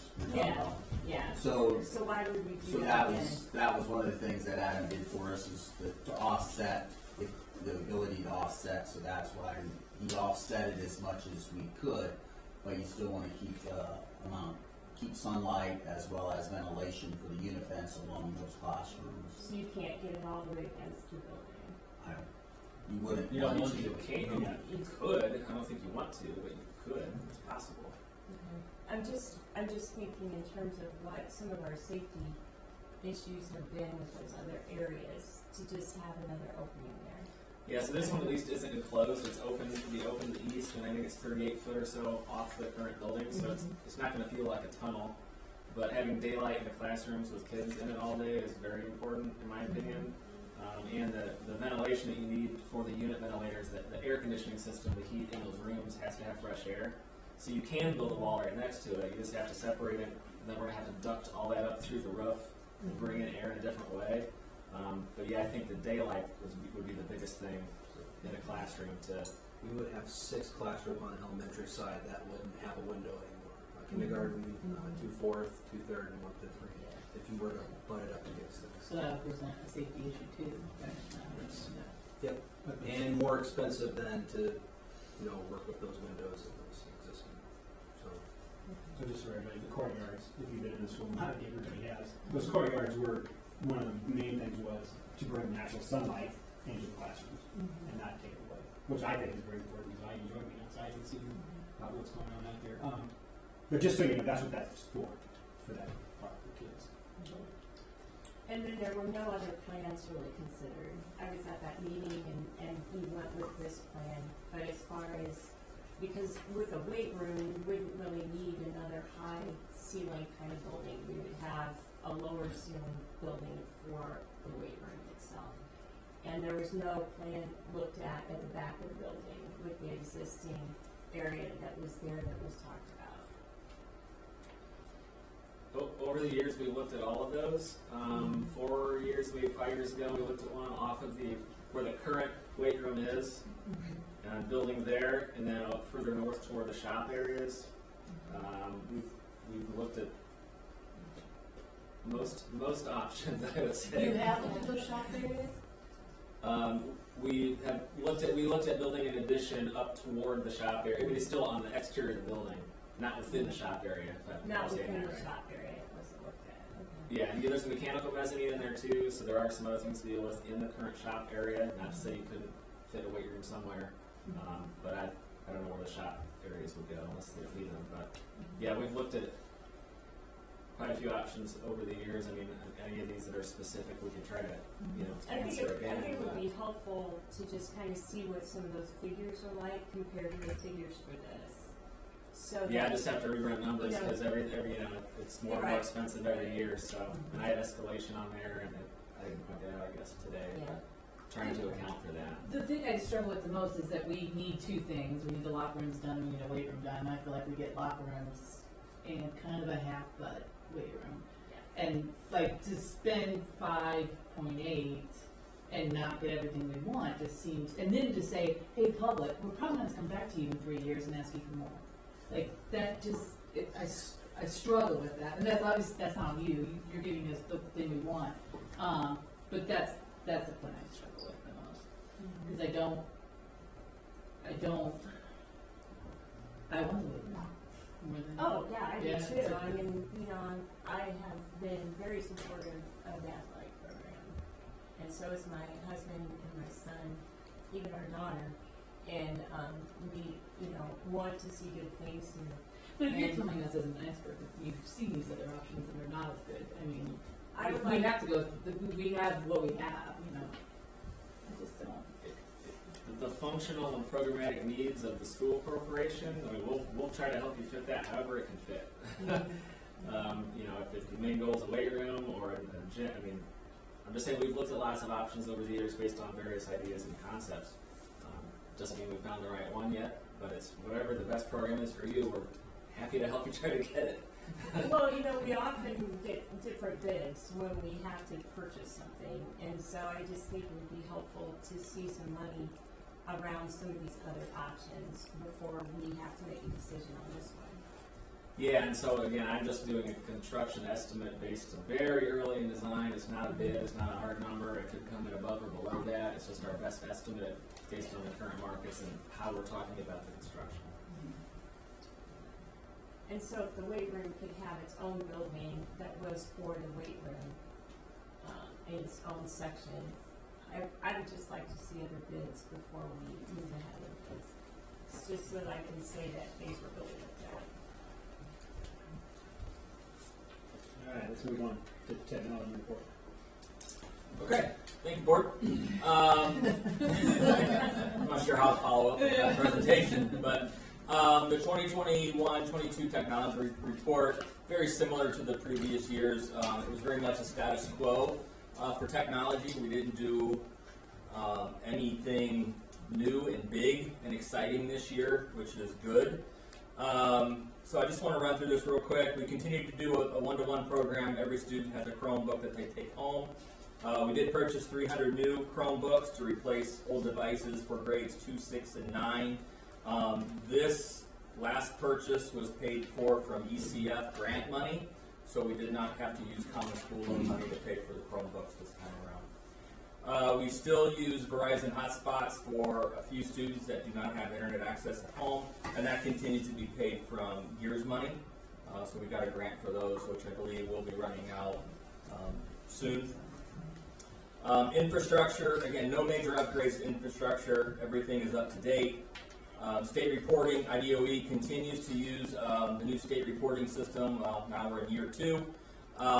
Utilizes real-time data from PowerSchool that updates nightly. So we use that to certify our membership data, our special ed data.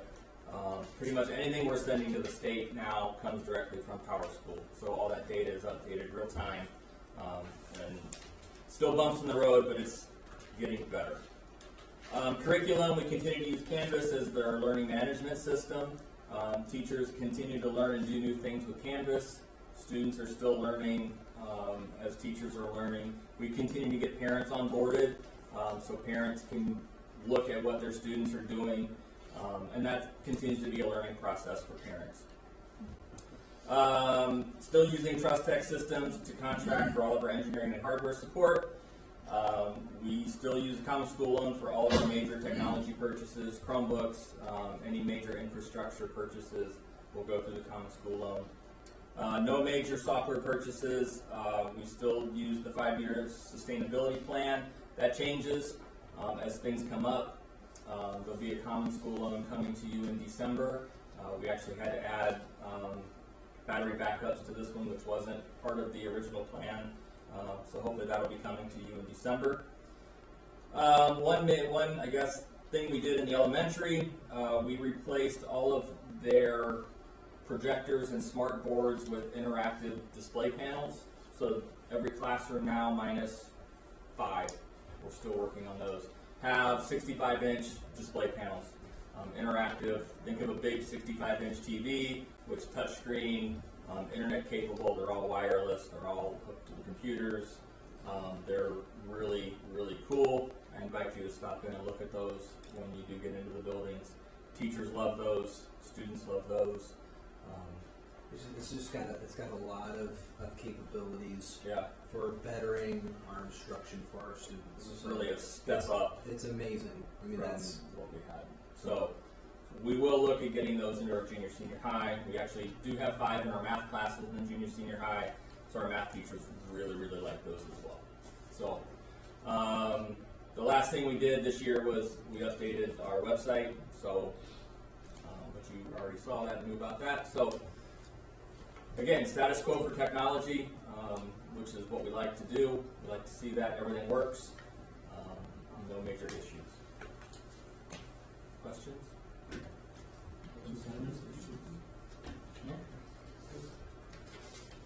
Thank you. Yep, thank you, sir. Yep. Let's move on to enrollment and student transfer report.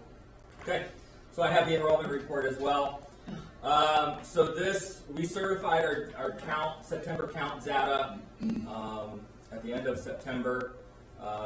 We certified 1,130 students.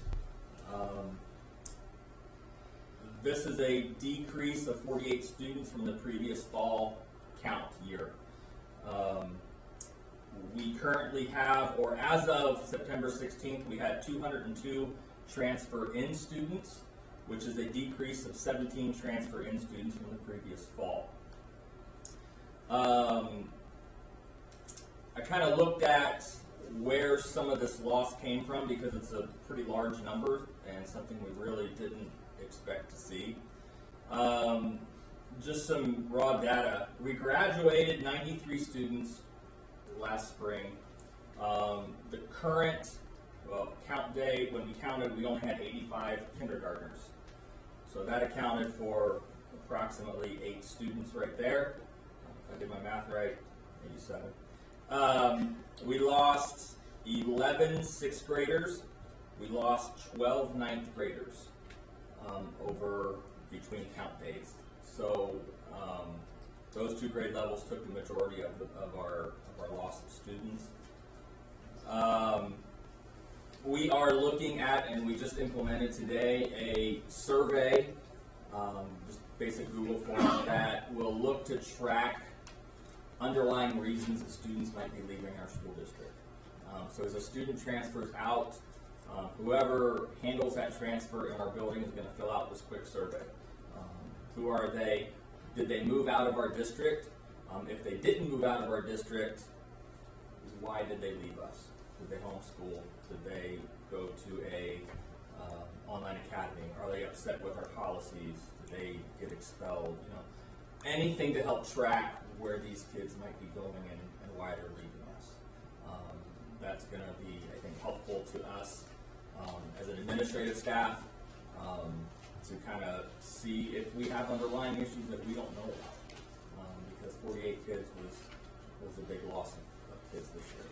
I think Randy, you can attest to. So you can. We both can. Yeah.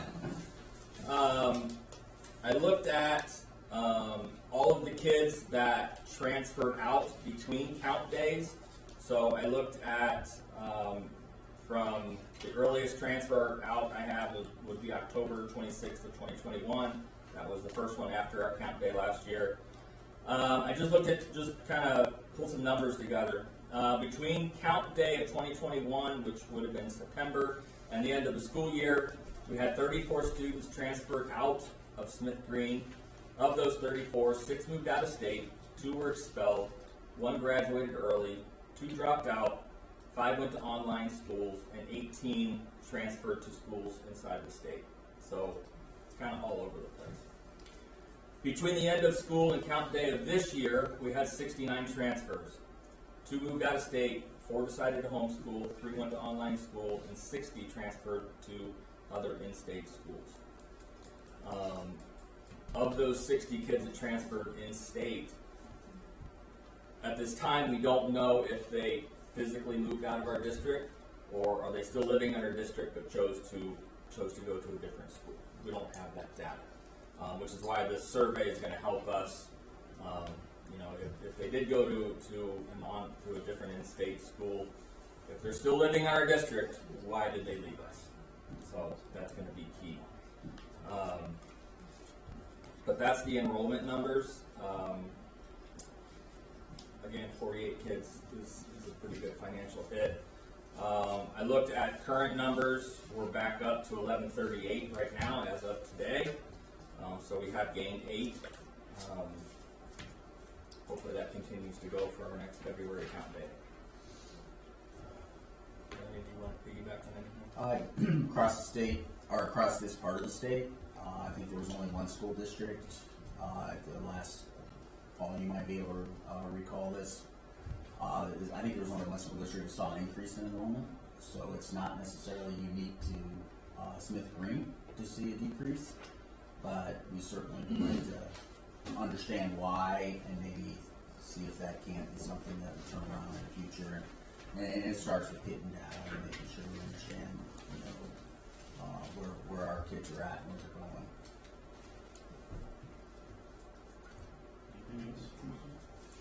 In the past, our enrollment information was known as far as any students that were transferring out, whether they went to a public school or a private institution. I didn't have that yet. We gather just what the parents would tell us, or I do have what school they went to, so I didn't break that down. I do know which kids went to a private and which went to a public. I just didn't count those up.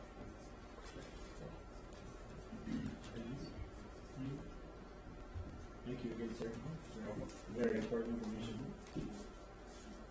All right, with that, we'll move on to Neil. We have no policies. Save them up for the new guy. Congratulations.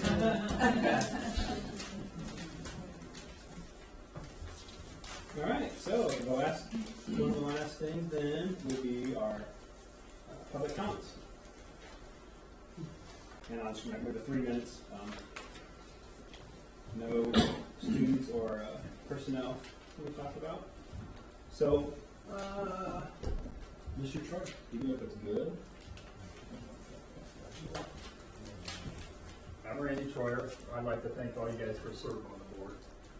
My dad done it for many years, and it can be a thankless job. So I appreciate all you guys doing that. Congratulations to the winners this year, and hopefully you guys will work together to get some things accomplished. But one of the things I want to bring up, I'm looking at it from a tax side. I'm not against sports. Our focus needs to be on education. And I'll be honest, when we started a weight program and made it a credit class years ago, I was against it. Because not very many schools are putting professional athletes out there. Our schools are putting out people who are working day-to-day jobs. And I think too many times we place too much emphasis on sports. I don't have anything against it, but we cannot be spending money like this when we're under a referendum right now. Talking about $5 to $6 million to get this thing started. Okay, and then in a couple of years we're going to spend another $2 to $3 million to finish up the second phase of it or whatever. And then the referendum is going to be up again. Okay, and I don't know how many of you probably, I know Kathy was, Jody was around for the last referendum. It wasn't fun. Yeah, Jeremy, it wasn't an easy thing to get through. So I'm just saying, if the community sees us spending money that they don't think we need to be spending, it's not going to pass the next time. I can tell you that because it's people are paying too many taxes now. I'm one of them. Okay, where I work, I'm in charge of maintenance, the facilities. Okay, and when we get ready to add on, we have to make sure that we are using every available space in the building before we are going to add on. And we are owned by a private company, or private owners. We're using their money, and when they get to the point where, hey, we got to add on, we're okay to do it. We're using the public's money here, and we better be darn sure that we are using every available space that we can. Taking a gymnasium that is a 30-foot tall building and turning it into a weight room, in my opinion, is not a good idea. Okay, then you're going to build another 30-foot building. So now you've got two energy users. Anytime you have a building that's 30 foot tall, it's going to use more energy, whether it's cooling or heat. We got to think outside the box. I know, Jeremy, you said there's utilities out there. Okay, you can't build over utilities, but you can build beyond a utility. And you can put a corridor out to that building. Okay, that's something we need to look at. Are we allowed to go over the utilities with a hallway or a corridor? Then we only have to build a 10-foot tall building, not a 30-foot tall building for weightlifting. So I'm not against it, but I think, and I appreciate you guys doing your research on this stuff and looking at it. I know we had some really nice looking facilities we was looking at, but I know Doc has mentioned that it doesn't need a glamorous facility, just need to look at this thing. So I'd like to see us really look at this harder than what we have. You say my time is up? Okay. Thank you very much. You can always come back. Or email us if you have more stuff for your time. Mr. Eagle. Thank you. My comments now are going to preface on what I said earlier about the board's actions or inactions, and it came up several times during the meeting. Ms. Putt, you made a comment about the board met with a committee and everything, and Dr. Heil did this, and you did this over time. There's no record of that. And tonight, the first public record of that is going to be this presentation. And I don't have anything against Mark Cohenville, but if you go home and ask Kerry if he knows any of the Eagle family, we worked with him on several building projects. But I'm concerned about that, and I know why it's $5.8 million. The board can do anything you want as long as you stay under $6 million. And then next year you can come back and do another draw if you're under $6 million. And I would remind you all that the guy that was here before you, that's what got us in trouble. I begged the board not to borrow $2 million 6 years in a row, or 3 years in a row, that we couldn't pay for. Thus the referendum. and I am really opposed. Jody, you mentioned it in your report, we have other avenues of referendum money to pay for this, and you stated referendum money. No. You said the referendum fund was available, you just said it. No. Did she not?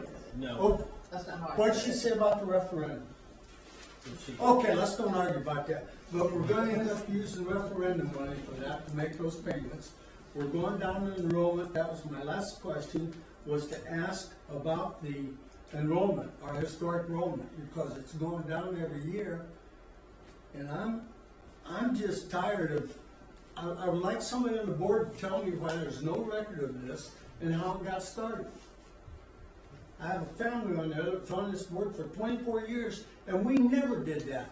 Tonight, you had to have a board motion to drop somebody's wages $1 an hour, but there's no record that we're into this project this far. Thank you, sir. All right. Will we ever get answers to these questions? Can you email it to me or something? There might be some of those questions might get answered here in the admin. Thank you. And so we move on to the admin. So board admin comments. Let's start. Yeah, you guys want to go first? Doesn't matter. Oh, I'm good this evening. Anybody else? Yeah, I'll go ahead. Just a couple things, just updates. We have finished up our readathon fundraiser on the Cherubusco Elementary side. We raised upwards of $23,000 through our readathon, so all thanks to really our students and our parents and our community members for helping raise all that money, because that pays for really important things at our school. So what a blessing to have that. Such a successful fundraiser. Mr. Wanstiller is not here tonight, but it's my understanding he's going to be camping outside as part of the incentive for our students to raise so much money. So I know he's watching right now, so I know he's really excited about that. Tomorrow we're having a school assembly. We're having a family meeting to celebrate the top 25 fundraising students who went above and beyond and helped raise money for this. So just something to kind of hinge on that's super positive. One of the things I just want to share from the facilities team, just a huge thank you to all the time, the effort, and those who put into this project. Speaking from the elementary side, there's many things that I know Mr. Wanstiller and I are super excited about with this facilities project, and some potential things that it's going to benefit all of our students. On the elementary side, just the fact that there's a potential to have a space where we can host all of our students in one location, to have assemblies, learning activities. In the current space, we aren't able to house all of our students in that space properly or safely. We're excited about the potential for room for growth in an area of the building that is going to impact us positively and how we can service students. I think as a school and as a district, it's an opportunity to actually to up our prestige as people see like what we're doing here at Smith Green, and to really keep kids here at Smith Green and be proud of our facilities. I think there's some great opportunities. As a safety director, I've already expressed my concerns with the current weight room and the locker rooms below as far as that goes, but there's tons of potential with the facility project. But I just want to say thank you to the team members that put that together and sharing that with the board. So did an excellent job.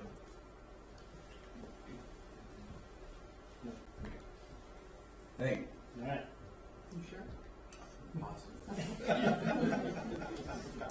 You got it. Yeah, so I apologize if I misled anyone to think that the referendum is paying for any of that project whatsoever. What I was saying was there are multiple funds that make up our tax rate, okay? Referendum being one of those, debt service being another, and the operations fund. The referendum fund does not pay for anything operational whatsoever. It pays for teacher salaries, it pays for salaries of our paraprofessionals, the IAs in our classroom, it pays for the impact program, it pays for everything educational, okay? The operations fund is what pays for operations of the building. It pays for our utilities, it pays for any little projects, smaller projects that we have going on, the new furniture going into the classrooms, that kind of stuff. It pays for transportation, pays for bus replacement. That has a max levy. The state sets that levy. We have no choice, we cannot, without going to the state and appealing for more than that excess levy, which we have not done. The debt service fund is the one that would be paying for this project, okay? So what I said was, those other two funds, the operations fund is gonna be set. I can't change that tax rate. But the referendum and the debt service are the ones that are the levers that I think Dr. Zimmerly was talking about, that you can adjust by 1 or 2 cents here and there to maintain that tax rate. So that's where the referendum came into. It does not pay for operations or projects or anything like that. Thank you. Just a little clarification on steps as you're going through this. I think Adam has been putting together, like he said, I mean, this is napkin type drawings that they're trying to provide us for some of these options. And so as you're moving forward with this, the next step is really giving them the license to move forward to design it. So you want to come to some agreement as to, okay, what's the project we want them to actually then go full bore and design. So I just want you to understand the timing of these things. You need to move forward if you want to do things for your kids, because even if you broke ground tomorrow, you would not have students experiencing any relief in these 2 years. So this is not the kind of thing that you can necessarily continue to delay and act like it's not impacting your kids. It is. And so I would ask for courage. I would ask for just making a decision. I would ask for you to move forward with momentum. I think you need to seize the day as soon as you can. But you've got to, obviously, support things with your conscience. But I do want you to understand we can't continue to delay, because even if you start tomorrow, it's 2 years before these gentlemen have any ability to change the environment for their kids. It's 24 months away. So it is time. My recommendation is that you find a way to move forward as fast as you can. Also, my time here is quickly coming to an end. It's great to see Dr. Hoyt at the table and participating. If I don't have an opportunity to address you all, certainly the community and everyone else, the opportunity to serve here as interim and assist you as a board in finding your future leadership has been nothing but a wonderful experience, and I do thank you very much for the opportunity. Possibly be back here again in December. We'll see how all that works out, but I do want to make sure I get a chance to say that it's been very enjoyable, and I very much appreciate being part of what's going on here at Smith Creek. I'll just have a couple quick things. Just like everybody who's coming in to the school to work, congratulations, glad to see you here. The donations, of course, thank you, always. And just a quick one, before these 3 came on, we would get a tour, at least one, every year. So I've been on, this will be my 6th year. And so Kathy, of course, has been here. We got a tour of middle school. And just to mention that the weight room was always one of our hot topics of something that needed to be done. Those pictures actually look better than they are. If you actually were to walk in there and smell in there, you would see the difference. So just on that note, that this has always been working, and I believe on something else, and someone correct me if I'm wrong on this, but I know that last month it wasn't mentioned, but I believe the 2 months before either someone here, Dr. Lindley or Mr. Johnson had answered, made the comments on there that they were having a meeting with the gentleman that they were having a meeting to go over this stuff a little bit more. So just to know that this is not the first time that this has been brought up before. I honestly think that what Emily was talking about, Dr. Kyle's, was one of those tours. It wasn't I really what we were talking about. I think it was my first month on the board. Yeah. You took a tour of the building. It's part of the orientation. Yeah, and we didn't want to go in that locker room. Nobody did. I think that's what you were referring to when you said, and think Dr. Kyle can't talk go into the about weight room because it's horrible. That's right. Yeah. And some of the cookies are going like and smell. Yeah, So it's, yeah. But those were both on tours. about the building. It wasn't like we were discussing it behind closed doors about what we were doing. Exactly. And Claremont Avenue is a board game. So you can cut through there now, finally. All you gotta do is strike. So, other than that, I got nothing else. Right. So, following the same there, I definitely want to thank all those that provided donations to the school system. Greatly appreciated. Obviously, our new individuals coming on. And I also want to give a shout out to our FFA program, specifically the Livestock Judging Team. They just won the national contest in Louisville. So that's a, was last year in Louisville that they won, or was it in Denver, I think, last year? But, yeah, so it's different, the sites or whatever, but yes, they have won now the second year in a row. And I think the third time in 4 years, possibly, or third in 5, that they've been national champions. So, huge shout out to that group of extracurricular activities that are outside of our math, English type teachings. So, certainly that's a program that I support being involved in that industry as well. So, super excited for them. That is a huge accomplishment. A couple things. Obviously, Ms. Putt already referenced that we have talked about these the facility stuff over the last couple of school board meetings.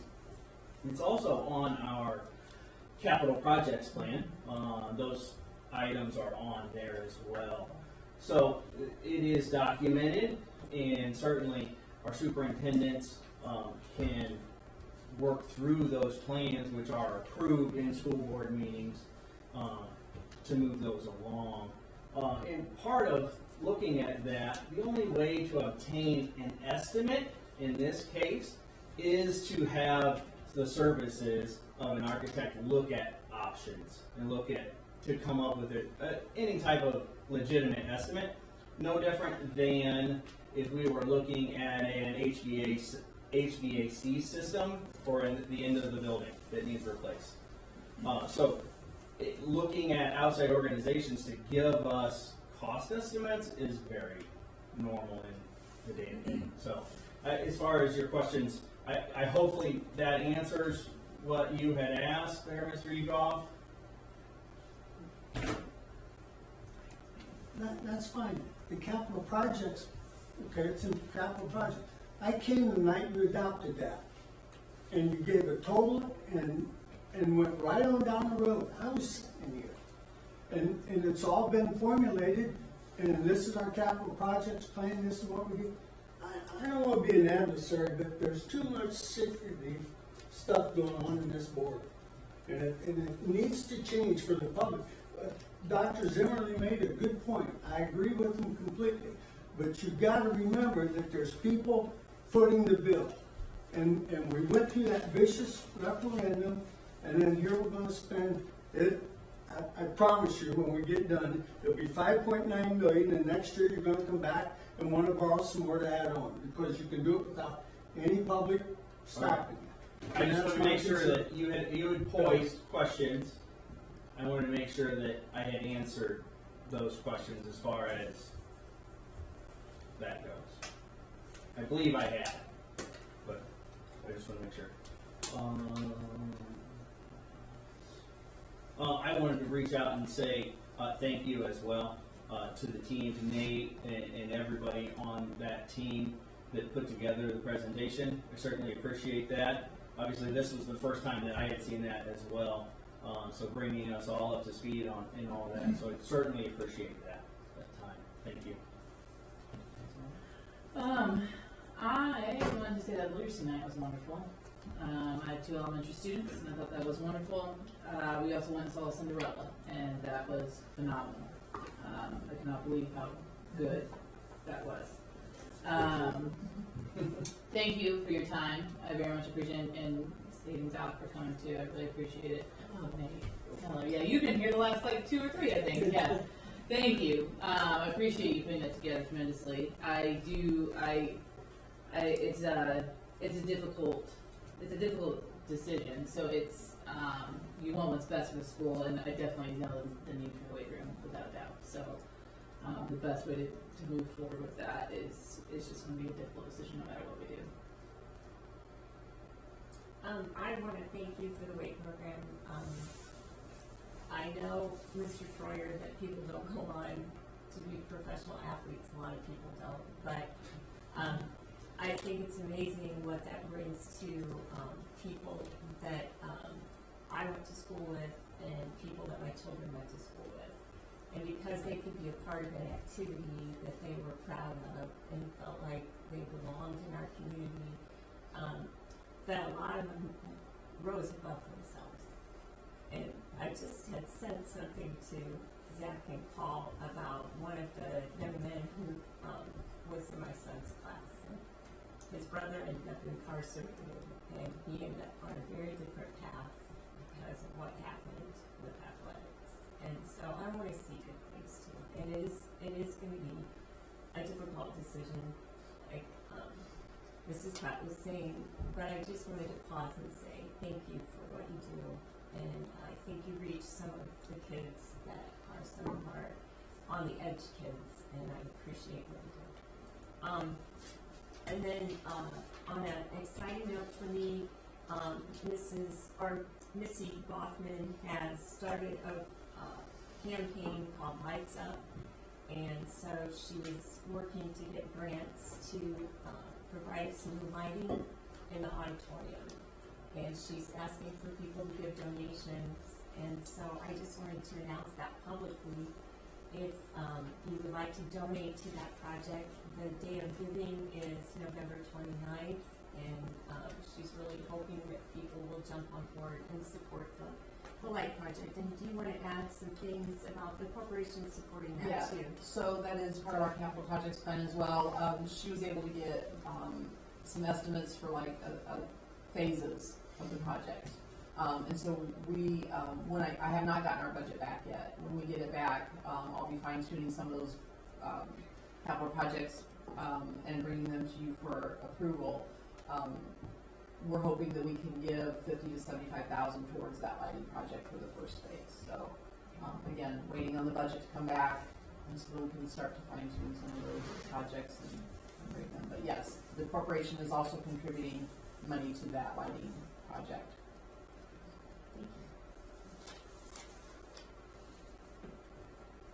Oh, thank you again to all of you. I agree.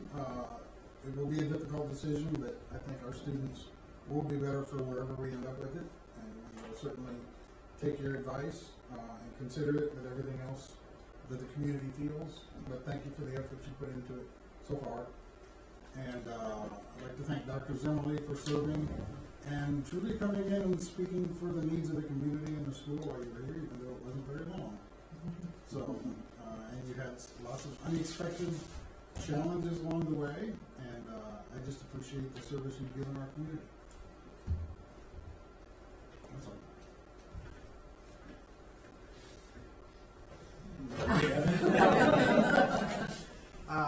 I'm just very excited to have the opportunity to be a part of this community and the school system. Obviously, there are a lot of challenges that lie ahead, but I think as everybody, as we always do, keep what's in the best interest of our children and put them first and forefront. I think we'll be able to work through all these issues. Thank you, everyone. And with that, I would like to thank everybody for coming, of course. We always invite you here. And with that, I'm going to close the Greater Smith Green School Board meeting for November 21st, 2022 at 9:18. Thank you, everyone.